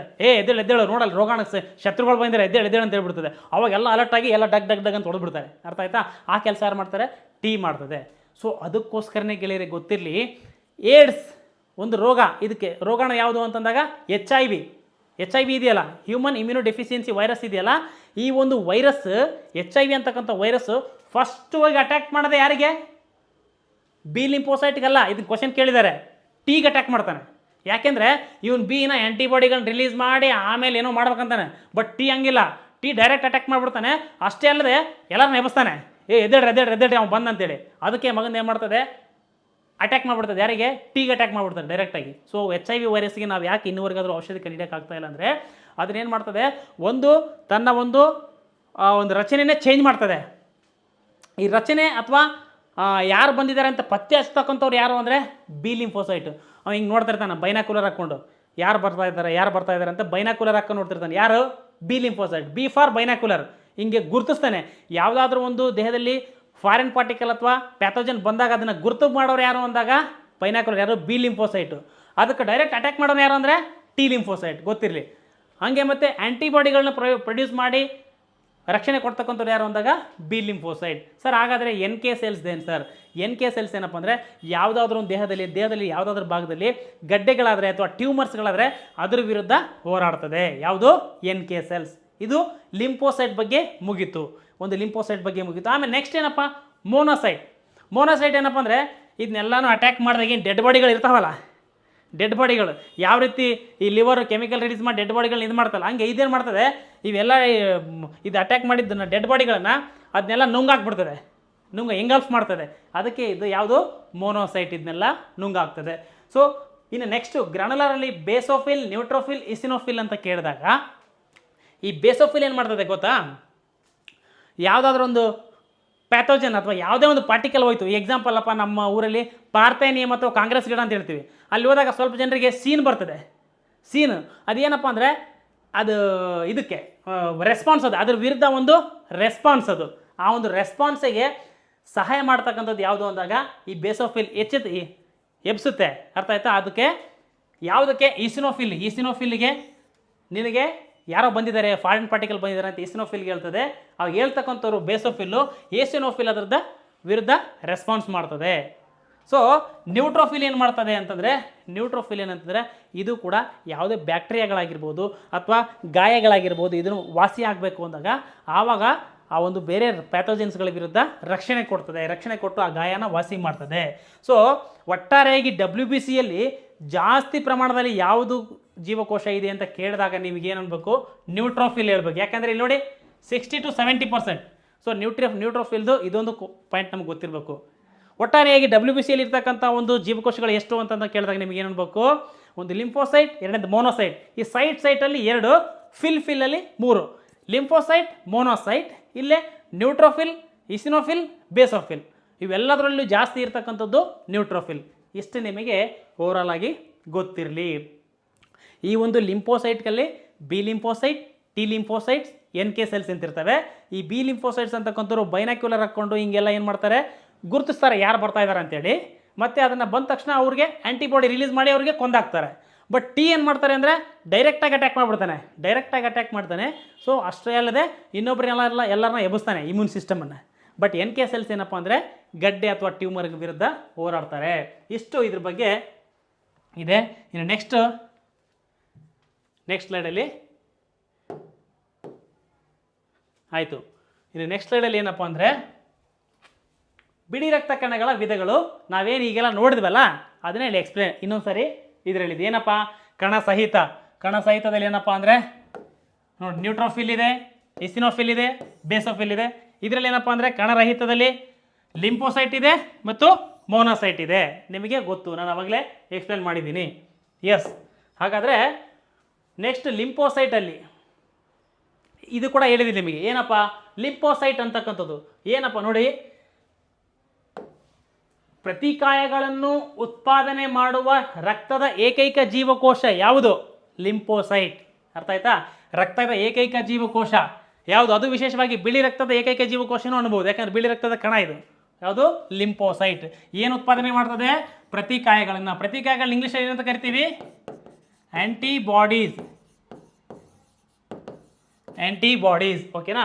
ಈ ಲಿಂಫೋಸೈಟ್ನಲ್ಲಿ 3 ವಿಧ, ಒಂದು ಬಿ ಲಿಂಫೋಸೈಟ್, ಇನ್ನೊಂದು ಟಿ ಲಿಂಫೋಸೈಟ್, ಇನ್ನೊಂದು NK ಸೆಲ್ಸು. ಬಿ ಲಿಂಫೋಸೈಟ್ ಅಂತಕ್ಕಂಥದ್ದು ಇದು ಆ್ಯಂಟಿಬಾಡಿಗಳನ್ನ ಉತ್ಪಾದನೆ ಮಾಡ್ತದೆ, ಇದು ಟಿ ಲಿಂಫೋಸೈಟ್ ಆ್ಯಂಟಿಬಾಡಿಗಳನ್ನ ಉತ್ಪಾದನೆ ಮಾಡುವುದಿಲ್ಲ. HIV ವೈರಸ್ಸು ನಿಮಗೆ ಯಾವುದಕ್ಕೆ ಅಟ್ಯಾಕ್ ಮಾಡ್ತದೆ ಅಂತ ಒಂದು ಸಾರಿ ಕೇಳಿದಾನೆ ಎಕ್ಸಾಮ್ಸಿಗೆ. ಟಿ ಲಿಂಫೋಸೈಟಿಗೆ ಅಟ್ಯಾಕ್ ಮಾಡ್ತದೆ HIV ವೈರಸ್ಸು. ಇನ್ನು NK ಸೆಲ್ಸ್ ಅಂದರೆ ಇದು ಟ್ಯೂಮರ್ಸ್ ಅಥವಾ ಗಡ್ಡೆಗಳಿಗೆ ವಿರುದ್ಧ ಹೋರಾಡ್ತದೆ. ಸೊ ಇಷ್ಟು ಈ ಸೆಲ್ಸ್ ಈ ಒಂದು ಸ್ಲೈಡಲ್ಲಿ ಆಯಿತು. ಇನ್ನು ನೆಕ್ಸ್ಟು RBC ಮುಗೀತು, WBC ಮುಗೀತು. ಇನ್ನು ನೆಕ್ಸ್ಟ್ ವೆರಿ ಇಂಪಾರ್ಟೆಂಟು ಪ್ಲೇಟ್ಲೆಟ್ಸ್ಗಳು, ಅಥವಾ ಇದಕ್ಕೆ ನಾವೇನಂತ ಕರಿತೀವಿ, ಇನ್ನೊಂದು ಇಂಗ್ಲೀಷಲ್ಲಿ thrombocytes. Very important. Thrombo means platelets, thrombocytes ಇಂಗ್ಲೀಷಲ್ಲಿ ಥ್ರೋಂಬೋಸೈಟ್ಸ್ ಅಂತ ಕರಿತೀವಿ. ಹಾಗಾದರೆ ಇದ್ರದ್ದು ಪ್ರಮಾಣ ಎಷ್ಟಿದೆ ನೋಡಿ, 2.5 to 4.5 ಲ್ಯಾಕ್, ಅಂದರೆ 2.5 to 4.5 ಲಕ್ಷ ತನಕ ಇದು ಇರಬೇಕು. ಯಾವುದು? ಪ್ಲೇಟ್ಲೆಟ್ಗಳು ಅಥವಾ ಕನ್ನಡದಲ್ಲಿ ಕಿರುತಟ್ಟೆಗಳು. ಸೊ ಇದ್ರದ್ದು ಅವಧಿ ಎಷ್ಟು ಸರ್ ಅಂತ ಕೇಳಿದಾಗ 8 ರಿಂದ 10 ದಿನಗಳು, ಅಂದರೆ ಈಸಿಯಾಗಿ 1 ವಾರ ಅಂತ ನೆನ್ಪಿಡ್ಬೇಕು. ಎಷ್ಟು? 1 ವಾರದಲ್ಲಿ ಇದು ಸತ್ತೋಗ್ತವೆ. ಯಾವುದು? ಪ್ಲೇಟ್ಲೆಟ್ಗಳು. ಅರ್ಥ ಆಯ್ತಾ? ಸೊ ಇದಕ್ಕೆ ಥ್ರೋಂಬೋಸೈಟ್ಸ್ ಅಂತ ಕರೀತಾರೆ. ಇದರ ಪ್ರಮಾಣ 2.5 to 4.5 ಇರ್ತದೆ. ಆಯಸ್ಸು 8 ರಿಂದ 10 ದಿನಗಳು. ಈ ಡೆಂಗ್ಯೂ ಮತ್ತು ಬೇರೆ ರೋಗಗಳು ಬಂದಾಗ ಏನಪ್ಪ ಅಂದರೆ ಈ ಪ್ಲೇಟ್ಲೆಟ್ಗಳ ಒಂದು ಸಂಖ್ಯೆ ಕಡಿಮೆ ಆಗಿಬಿಡ್ತದೆ, ಗೊತ್ತಿರಲಿ. ಅದಕ್ಕೋಸ್ಕರನೇ ಬೇರೆ ಪ್ಲೇಟ್ಲೆಟ್ಗಳನ್ನ ಒಂದು ಬ್ಲಡ್ ತೊಗೊಂಡು ಪ್ಲೇಟ್ಲೆಟ್ಗಳು ಹಾಕ್ತಾ ಇರ್ತಾರೆ. ಅರ್ಥ ಆಯ್ತಾ? ಸೊ ಇನ್ನು ನೆಕ್ಸ್ಟ್ ಸ್ಲೈಡಲ್ಲಿ ಏನಿದೆ ಅಂತಂದರೆ ನೋಡಿ, ಇದರ ಆಕಾರ ಹೆಂಗಿರ್ತದೆ ಅಂದರೆ ಅನಿರ್ದಿಷ್ಟಾವಧಿ. ಅನಿರ್ದಿಷ್ಟ ಆಕಾರ ನಾನು ಹೇಳಿದ್ದೀನಿ. ಇದಕ್ಕೆ ಎಕ್ಸಾಂಪಲ್ಲು ಒಂದು ಜೋಳದ ಅಥವಾ ಸಜ್ಜೆಯ ಒಂದು ಒಣಗಿದ ರೊಟ್ಟಿಯನ್ನು ಹಿಂಗೆ ಮುರಿದು ಏನಾದರೂ ಚೂರು ಮಾಡಿ ಹಾಕಿದರೆ ಅದರ ರಚನೆಗಳು ಹೆಂಗಿರ್ತಾವಲ್ಲ ಹಂಗೆ ಇದ್ರ ರಚನೆ ಇರ್ತದೆ. ಅದರ ರಚನೆ ಯಾಕಿದೆ ಅಂತಂದರೆ ಅದ್ರ ಕೆಲಸ ಅದು ಇದೆ, ಮುಂದೆ ಅದು ಹೇಳ್ತೀನಿ. ಅದಕ್ಕೋಸ್ಕರ ಅದರ ರಚನೆ ಹೆಂಗಿದೆ. ಇಲ್ಲಿರ್ತಕ್ಕಂಥ ಪ್ರೋಟೀನ್ ಯಾವುದಪ್ಪ? ಈ ಒಂದು ಪ್ಲೇಟ್ಲೆಟಲ್ಲಿರ್ತಕ್ಕಂಥ ಒಂದು ಪ್ರೋಟೀನ್ ಯಾವುದು ಅಂತ ಕೇಳಿದಾಗ ನಿಮಗೆ thromboplastin. Very important. Thromboplastin and thrombokinase. This is very important. Thromboplastin ಅಂತಕ್ಕಂಥ ಒಂದು ಪ್ರೋಟೀನ್. ಇದೇನು ಅಂತ ಕೇಳಿದಾಗಿದ್ದು ಪ್ರೋಟೀನ್ ಯಾವುದರಲ್ಲಿ ಇರ್ತದೆ? ಪ್ಲೇಟ್ಲೇಟ್ ಅಥವಾ ಕಿರುತಟ್ಟೆಗಳು ಅಥವಾ ಥ್ರೋಂಬೋಸೈಟ್ಸ್ ಅಂತಕ್ಕಂಥ ಒಂದು ರಕ್ತದ ಒಂದು ಜೀವಕೋಶದಲ್ಲಿ ಇರ್ತದೆ. ಇದರ ಕೆಲಸ ಏನಪ್ಪ ಅಂತಂದಾಗ ನೋಡಿ, ರಕ್ತ ಹೆಪ್ಪುಗಟ್ಟುವಿಕೆ. ರಕ್ತ ಹೆಪ್ಪುಗಟ್ಟುವಿಕೆ ಯಾರ ಕೆಲಸ? ಇದು ಪ್ಲೇಟ್ಲೇಟ್ಸ್ಗಳ ಕೆಲಸ. ಯಾಕೆಂದರೆ ಅದರ ರಚನೆ ಹಂಗಿದೆ. ಹಾಗಾದರೆ ಈ ಥ್ರೋಂಬೋಸೈಟ್ಸ್ ಅಥವಾ ಪ್ಲೇಟ್ಲೇಟ್ಸ್ ಅಥವಾ ಕಿರುತಟ್ಟೆಗಳು ಕಡಿಮೆ ಆಗಬಾರ್ದಾ ಸರ್? ಹೌದು, ಆಗಬಾರ್ದು. ಜಾಸ್ತಿ ಇದ್ರೆ ಏನು ತೊಂದರೆ ಆಗಲ್ಲ. ಬಟ್ ಕಡಿಮೆ ಆಗಿಬಿಟ್ರೆ ಏನಾಗ್ತದೆ ಅಂತಂದರೆ ರಕ್ತ ಹೆಪ್ಪುಗೊಟ್ಟಲ್ಲ. ಏನಾದರೂ ಒಂದು ಕೊಡಕ್ಕೆ ಏನಾದರೂ ಒಂದು ರಂಧ್ರ ಬಿತ್ತು ಅಂದರೆ ಹಂಗೆ ನೀರೆಲ್ಲ ಖಾಲಿ ಆಗಿಬಿಡ್ತದೆ ನೋಡು, ಹಂಗೆ ಇದು ಆ ಒಂದು ರಂಧ್ರ ಮುಚ್ಚೋ ತನಕ. ಸೊ ಹಂಗೆ ಇದ್ರ ಕೊರತೆ ಏನಾಗ್ತದೆಪ್ಪ ಅಂದರೆ ರಕ್ತ ಹೆಪ್ಪುಗಟ್ಟುವಿಕೆ, ಅಂದರೆ ರಕ್ತ ಹೆಪ್ಪುಗೊಟ್ಟದೇ ಇರುವುದು. ಅದಕ್ಕೆ ಒಂದು ರೋಗ ಇದೆ. ಅದು ಯಾವುದು ಅಂದರೆ ಹೀಮೋಫೀಲಿಯಾ. ಹೀಮೋಫೀಲಿಯಾ ಅಂತಕ್ಕಂಥ ರೋಗ ಯಾವುದರಿಂದ ಬರ್ತದೆ ಅಂದರೆ ಪ್ಲೇಟ್ಲೇಟ್ಗಳ ಸಂಖ್ಯೆ ಏನಾದರೂ ಡೌನ್ ಆದರೆ, ಕಡಿಮೆ ಆದರೆ ಹೀಮೋಫೀಲಿಯಾ ಅಂತ ಬರ್ತದೆ. RBCಗಳ ಸಂಖ್ಯೆ ಡೌನ್ ಆದರೆ, ಕಡಿಮೆ ಆದರೆ ಅನೇಮಿಯಾ ಬರ್ತದೆ. WBCಗಳ ಸಂಖ್ಯೆ ಹೆಚ್ಚಾದರೆ ಲ್ಯೂಕೇಮಿಯಾ ಬರ್ತದೆ. ಈ ಪ್ಲೇಟ್ಲೇಟ್ಗಳ ಸಂಖ್ಯೆ ಕಡಿಮೆ ಅಥವಾ ಡೌನ್ ಆದರೆ ಹೀಮೋಫೀಲಿಯಾ ಅಂತ ಬರ್ತದೆ. ಈ ಹೀಮೋಫೀಲಿಯಾಗೆ ರಾಯಲ್ ಡಿಸೀಸ್ ಅಂತ ಕರೀತಾರೆ. ಇದು ಕೂಡ ರಾಯಲ್ ಡಿಸೀಸ್ ಅಂತ ಕರೀತಾರೆ, ಗೊತ್ತಿರಲಿ, ಇಂಪಾರ್ಟೆಂಟು. ಹಾಗಾದರೆ ಇದು ಬರೀ ಪ್ಲೇಟ್ಲೆಟ್ಗಳ ಸಂಖ್ಯೆ ಕಡಿಮೆ ಆಗುವುದರಿಂದ ಅಷ್ಟೇ ಅಲ್ಲದೆ ವಿಟಮಿನ್ಸ್ನಲ್ಲಿ ಯಾವ ವಿಟಮಿನ್ ಕೊರತೆಯಿಂದ ರಕ್ತ ಹೆಪ್ಪುಗೊಟ್ಟಲ್ಲ ಅಂತ ಕೇಳಿದಾಗ ಗೊತ್ತಿರಲಿ ನಿಮಗೆ, ವಿಟಮಿನ್ ಕೆ ಡೆಫಿಷಿಯನ್ಸಿ ಇರೋದರಿಂದ ನಿಮಗೆ ರಕ್ತ ಹೆಪ್ಪುಗಟ್ಟುವುದಿಲ್ಲ, ಗೊತ್ತಿರಲಿ. ಸೊ ಹಾಗಾದರೆ ಇದರ ಒಂದು ಹೆಸರೇ ಥ್ರೋಂಬೋಪ್ಲಾಸ್ಟಿನ್ ಅಂತಕ್ಕಂಥ ಪ್ರೋಟೀನ್ ಇರ್ತದೆ. ಇಲ್ಲಿ ಕೆಲಸ ರಕ್ತ ಹೆಪ್ಪುಗಟ್ಟುವಿಕೆ ಕೆಲಸ ಹೆಲ್ಪ್ ಮಾಡ್ತದೆ. ಇದರಲ್ಲಿರ್ತಕ್ಕಂಥದ್ದು ಒಂದು ಡಿಸೀಸ್ ಯಾವುದು ಅಂದರೆ ಹೀಮೋಫೀಲಿಯಾ. ಇದು ವಿಟಮಿನ್ ಕೆ ಕೊರತೆಯಿಂದ ಕೂಡ ಬರುತ್ತೆ. ಸೊ ನೆಕ್ಸ್ಟು ಇದು ವೆರಿ ಇಂಪಾರ್ಟೆಂಟ್ ನಿಮಗೆ. ಸೊ ಅದು ಹೆಂಗೆ ರಕ್ತ ಹೆಪ್ಪುಗಟ್ಟುತ್ತೆ ಸರ್? ಪ್ಲೇಟ್ಲೆಟ್ಗಳು ಅದು ಹೆಂಗೆ ರಕ್ತ ಹೆಪ್ಪುಗಟ್ಟೋದ್ರಲ್ಲಿ ಹೆಲ್ಪ್ ಮಾಡ್ತವೆ? ನೀವು ಹೇಳಿದ್ರಲ್ಲ ಸರ್, ಒಂದು ಕೊಡ ಇದೆ ಅಂತಂದರೆ ಅದಕ್ಕೇನಾದರೂ ಒಂದು ರಂಧ್ರ ಬಿತ್ತು ಅಂತಂದರೆ ಹಂಗೆ ನೀರು ಹರಿತಾ ಇರ್ತಲ್ಲ ಸರ್, ಆ ರಂಧ್ರನ ಮುಚ್ಚೋರು ಯಾರು? ಆ ರಂಧ್ರ ಹೆಂಗೆ ಮುಚ್ಚಬೇಕು? ಆ ರಂಧ್ರ ಮುಚ್ಚುವಂಥವ್ರೆ ಯಾರು? ಪ್ಲೇಟ್ಲೆಟ್ಗಳು. ಹೆಂಗೆ ಅಂದರೆ ನೋಡಿ, ನಾನು ಹೇಳ್ತೀನಿ ಎಕ್ಸಾಂಪಲ್. ರಕ್ತ ಹೆಪ್ಪುಗಟ್ಟುವಿಕೆ, ಬ್ಲಡ್ ಕ್ಲಾಟಿಂಗ್ ಹೆಂಗಾಗ್ತದೆ ಅಂದರೆ, ಇದು ಪ್ಲೇಟ್ಲೆಟ್. ನಾನು ನಿಮ್ಗೆ ಹೇಳಿದ್ದೀನಿ, ಪ್ಲೇಟ್ಲೆಟ್ಗಳಲ್ಲಿ ಒಂದು ಪ್ರೋಟೀನ್ ಇತ್ತು. ಯಾವ ಪ್ರೋಟೀನ್ ಅದು? ಹೇಳಿದ್ದೆ ನಿಮಗೆ. ಏನಪ್ಪ ಅಂತಂದರೆ ಥ್ರೋಂಬೋಪ್ಲಾಸ್ಟಿನ್. ನೋಡಿ ಇಲ್ಲಿ ಥ್ರೋಂಬೋಪ್ಲಾಸ್ಟಿನ್.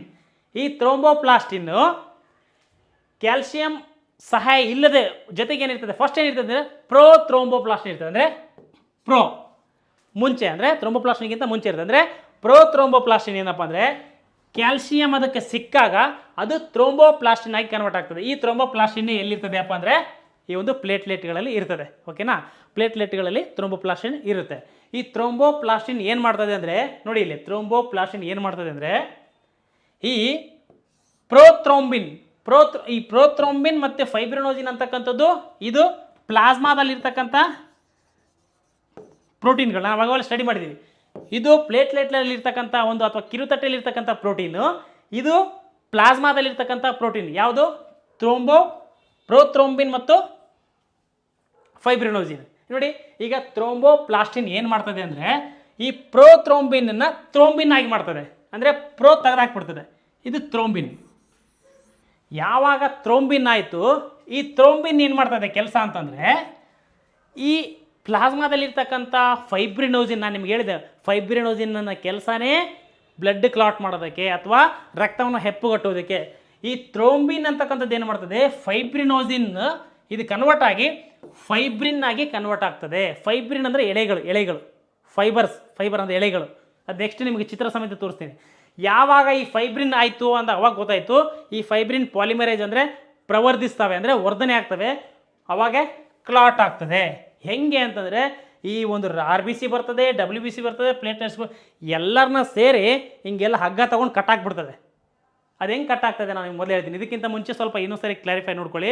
ಏನಪ್ಪ ಅಂದರೆ ಈಗ ಥ್ರೋಂಬೋಪ್ಲಾಸ್ಟಿನ್ ಅಂತಕ್ಕಂಥದ್ದು ಪ್ಲೇಟ್ಲೆಟ್ಸ್ನಲ್ಲಿ ಇರ್ತದೆ. ಅದು ಮೊದಲ ಥ್ರೋಂಬೋಪ್ಲಾಸ್ಟಿನ್ ಇರ್ತದೆ, ಕ್ಯಾಲ್ಸಿಯಂ ಸಹಾಯದೊಂದಿಗೆ ಥ್ರೋಂಬೋಪ್ಲಾಸ್ಟಿನ್ ಆಗ್ತದೆ. ಈ ಥ್ರೋಂಬೋಪ್ಲಾಸ್ಟಿನ್ ಅಂತಕ್ಕಂಥದ್ದು ನೆಕ್ಸ್ಟ್ ಏನಪ್ಪ ಅಂದರೆ ಈ ಒಂದು ಪ್ಲಾಸ್ಮಾದಲ್ಲಿರ್ತಕ್ಕಂಥ ಒಂದು ಥ್ರೋಂಬಿನನ್ನು ಥ್ರೋಂಬಿನ್ ಆಗಿ ಮಾಡ್ತದೆ.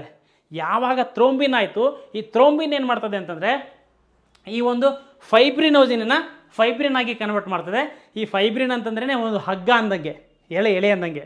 ಆ ಹಗ್ಗ ಏನು ಮಾಡ್ತದೆ, ಈ ಒಂದು ಕೊಡಕ್ಕೆ ಹೋಲ್ ಇರ್ತದಲ್ಲ, ಆ ಹೋಲಿಗೆ ಏನಪ್ಪ ಅಂದರೆ ಈ RBCಗಳನ್ನು, WBCಗಳನ್ನ ಮತ್ತು ಪ್ಲೇಟ್ಲೆಟ್ಸ್ ಎಲ್ಲರನ್ನ ಎಳ್ಕೊಂಡು ಒಂದು ಹಿಂಗೆಲ್ಲ ಸುತ್ತಿ ಮುಚ್ಚಿಬಿಡ್ತದೆ. ಎಕ್ಸಾಂಪಲ್ ಸಿಂಪಲ್ ಆಗಿ ಹೇಳ್ಬೇಕಂದ್ರೆ, ಈಗ ನಮ್ಮ ಕಡೆ ಏನು ಮಾಡ್ತಾರೆ, ಈ ಕೊಡಕ್ಕೆ ಏನಾದರೂ ಹೋಲ್ ಬಿತ್ತು ಅಂದರೆ ಅದಕ್ಕೆ ಒಂದು ಮುಳ್ಳು ತೊಗೊಂಡು ಚುಚ್ತಾರೆ.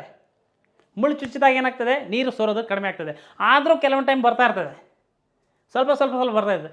ಅದಕ್ಕೆ ಏನು ಮಾಡ್ತದೆ ಅಂದರೆ, ಒಂದು ಮುಳ್ಳಿಗೆ ಥ್ರೆಡ್ ದಾರ, ಒಂದು ರೀಲ್ ಇರ್ತದಲ್ಲ ಬಟ್ಟೆವರ ದಾರ, ಅದನ್ನ ಸುತ್ತಿ ಆವಾಗ ಇಟ್ಟಾಗ ಏನಾಗ್ತದೆ, ಫಿಟ್ ಕುಂತ್ಕೊಂಡ್ಬಿಡ್ತದೆ. ಆ ಥ್ರೆಡ್ಡಾಗಿ ಯಾರು ಕೆಲಸ ಮಾಡ್ತಾರೆ ಅಂದರೆ ಈ ಒಂದು ಫೈಬ್ರಿನ್. ಈ ಫೈಬ್ರಿನ್ ಎಲ್ಲಿಂದ ಬರ್ತದೆ ಅಂತಂದರೆ, ಈ ಒಂದು ನೋಡಿ ಫೈಬ್ರಿನೋಸಿನ್ ಅಂತಕ್ಕಂಥದ್ದು, ಅದಕ್ಕೆ ಯಾರು ಸಹಾಯ ಮಾಡ್ತದೆ, ಥ್ರೋಂಬಿನ್. ಥ್ರೋಂಬಿನ್ ಎಲ್ಲಿ ಬರ್ತದೆ ಅಂತಂದರೆ ನೋಡಿ ಪ್ರೋಥ್ರೋಂಬಿನಿಂದ. ಇದಕ್ಕೆ ಯಾರು ಸಹಾಯ ಮಾಡ್ತಾರೆ, ಥ್ರೋಂಬೋಪ್ಲಾಸ್ಟಿನ್. ಈ ಥ್ರೋಂಬೋಪ್ಲಾಸ್ಟಿನ್ ಎಲ್ಲಿಂದ ಬರ್ತದೆ ಅಂದರೆ ಪ್ರೋಥ್ರೋಂಬೋಪ್ಲಾಸ್ಟಿನ್ ಇರ್ತದೆ, ಅದು ಕ್ಯಾಲ್ಶಿಯಂನಿಂದ ಥ್ರೋಂಬೋಪ್ಲಾಸ್ಟಿನ್ ಆಗ್ತದೆ. ಇಷ್ಟು ನಿಮಗೆ ಗೊತ್ತಿರಲಿ. ಇನ್ನೊಂದು ಸಾರಿ ಕ್ಲೀನಾಗಿ ವಿಡಿಯೋ ಪಾಸ್ ಮಾಡಿಕೊಂಡು ನೋಡಿ, ಗೊತ್ತಾಗ್ತದೆ. ಎಸ್, ಹಾಗಾದರೆ ನೆಕ್ಸ್ಟ್ ನೋಡಿ, ಇದು ಚಿತ್ರ ಸಮೇತ ಸ್ವಲ್ಪ ನೋಡಿಬಿಡಿ. ಚಿತ್ರ ನಾನು ಎಕ್ಸ್ಪ್ಲೇನ್ ಮಾಡಿದ್ನಲ್ಲ, ಬಟ್ ಇಲ್ಲಿ ಬ್ಲರ್ ಆಗಿ ಕಾಣ್ತಾ ಇದೆ. ನಾನು ಹೇಳ್ತಾ ಇದ್ದೀನಿ ನಿಮಗೆ, ಇದು ಒಂದು ಇದೇನಪ್ಪ ಅಂತಂದರೆ ನಿಮಗೆ ರಕ್ತನಾಳ. ಇದು ಒಂದು ರಕ್ತನಾಳ. ಇದ್ರ ನೆಕ್ಸ್ಟು ಇಲ್ಲೇ ಕ್ಲಾಟ್ ಆಗಿಲ್ಲ, ಇಲ್ಲೇ ಒಡೆದ್ಬಿಟ್ಟಿದೆ. ನಾವೇನು ನಮ್ಮ ಕಡೆ ಕಾಲುವೆ ನೀರು ಕಟ್ಟಬೇಕಾದ್ರೆ ಒಡ್ಡು ಹೊಡಿತದಲ್ಲ, ಹಾಗೆ ಇದು ಒಡ್ಡು ಹೊಡೆದ್ಬಿಟ್ಟಿದೆ. ಇದು ಅಂದರೆ ಬದು ಹೊಡೆದ್ಬಿಟ್ಟಿದೆ. ಇಲ್ಲಿ ಬದು ಕ್ಲೋಸ್ ಆಗಿದೆ ನೋಡಿ, ಇಲ್ಲಿ ಕ್ಲೋಸ್ ಆಗಿದೆ. ಅದು ಕ್ಲೋಸ್ ಮಾಡೋರು ಯಾಕೆ ಕೆಲಸ ಮಾಡ್ತಾರೆ ಅಂದರೆ ಪ್ಲೇಟ್ಲೆಟ್ಗಳು ಮಾಡ್ತಾರೆ. ಹೆಂಗೆ ಮಾಡ್ತಾರೆ ನೋಡಿ, ಇಲ್ಲೇ ನೋಡಿ, ಇಲ್ಲಿ ಇದು ಪ್ಲೇಟ್ಲೆಟ್ಗಳಿದ್ದಾರೆ. ಇಲ್ಲೆಲ್ಲ ಪ್ಲೇಟ್ಗಳು, ಇವರೆಲ್ಲ ಆರ್ ಬಿ ಸಿಗಳು, ಆರ್ ಬಿ ಸಿ, ಓಕೆನಾ, ಇವರೆಲ್ಲ ಆರ್ ಬಿ ಸಿ ಪ್ಲೇಟ್ಲೆಟ್ಗಳು ಇವರೆಲ್ಲ ಇದ್ದಾರೆ ನೋಡಿ. ಇಲ್ಲೇನಪ್ಪ ಅಂದ್ರಾಗ ಇವೆಲ್ಲ ಬಂದು ಈ ಫೈಬ್ರಿನ್ ನೋಡಿ, ಇದು ಫೈಬ್ರಿನ್ ಅಂದರೆ ಇದು ದಾರ ನೋಡಿ, ಇದು ಆರ್ ಬಿ ಸಿನ ಡಬ್ಲ್ಯೂ ಬಿ ಸಿನ ಇದೆಲ್ಲ ಹೆಂಗೆ ಸುತ್ತಿ ಎಲ್ಲ ಇದು ಮಾಡಿಕೊಂಡು ಆ ಒಡ್ಡು ಮುಚ್ಚಿಬಿಟ್ಟಿದೆ.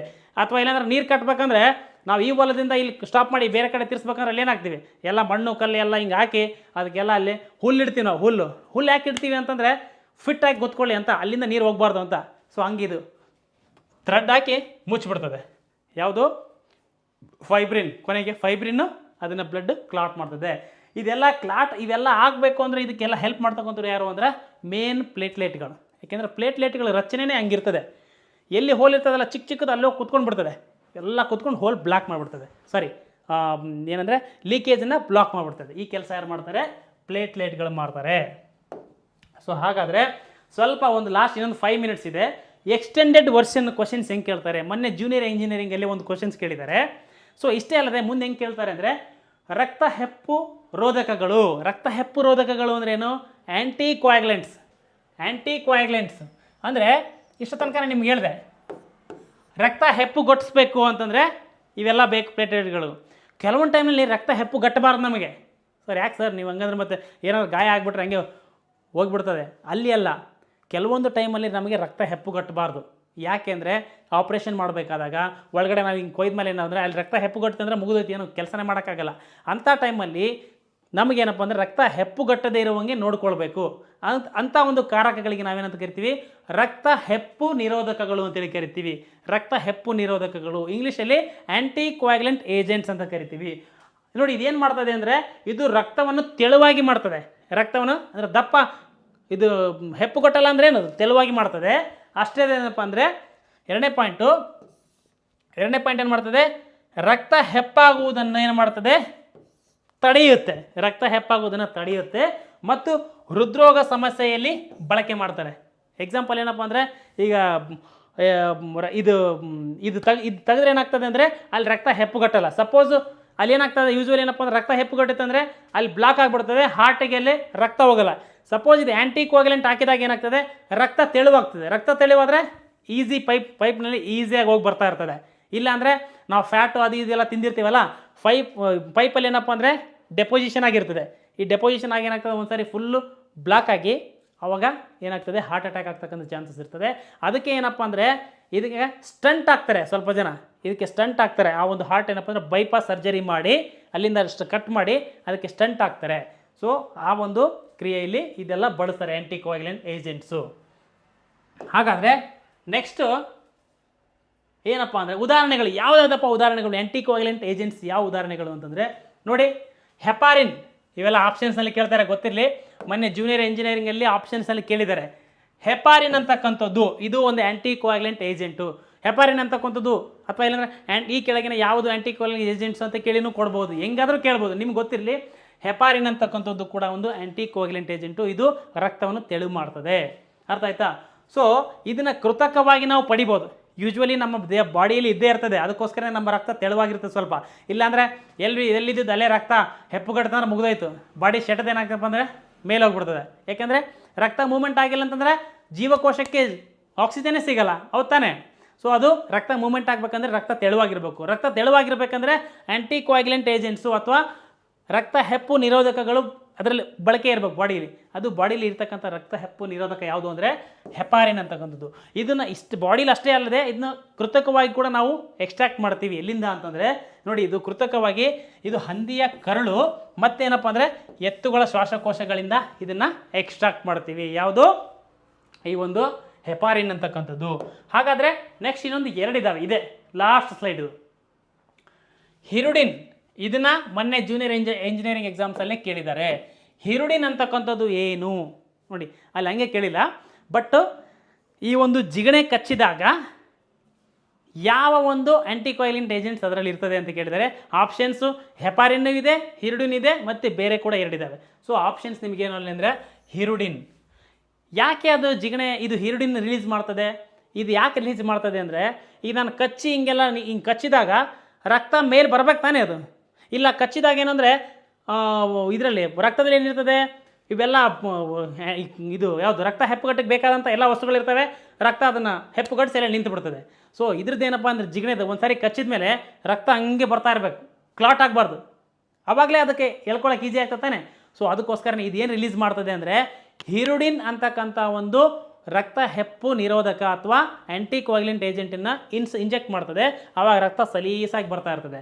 ಅದು ಯಾವುದು ಅಂದರೆ ಹಿರುಡಿನ್ ಅಂತಕ್ಕಂಥದ್ದು. ಜಿಗಣೆಯ ದೇಹದಿಂದ ಇದನ್ನು ಪಡೆಯಲಾಗ್ತದೆ. ಸೊ ನೆಕ್ಸ್ಟ್ ಏನಪ್ಪ ಅಂದರೆ ವಾರ್ಫೆರಿನ್.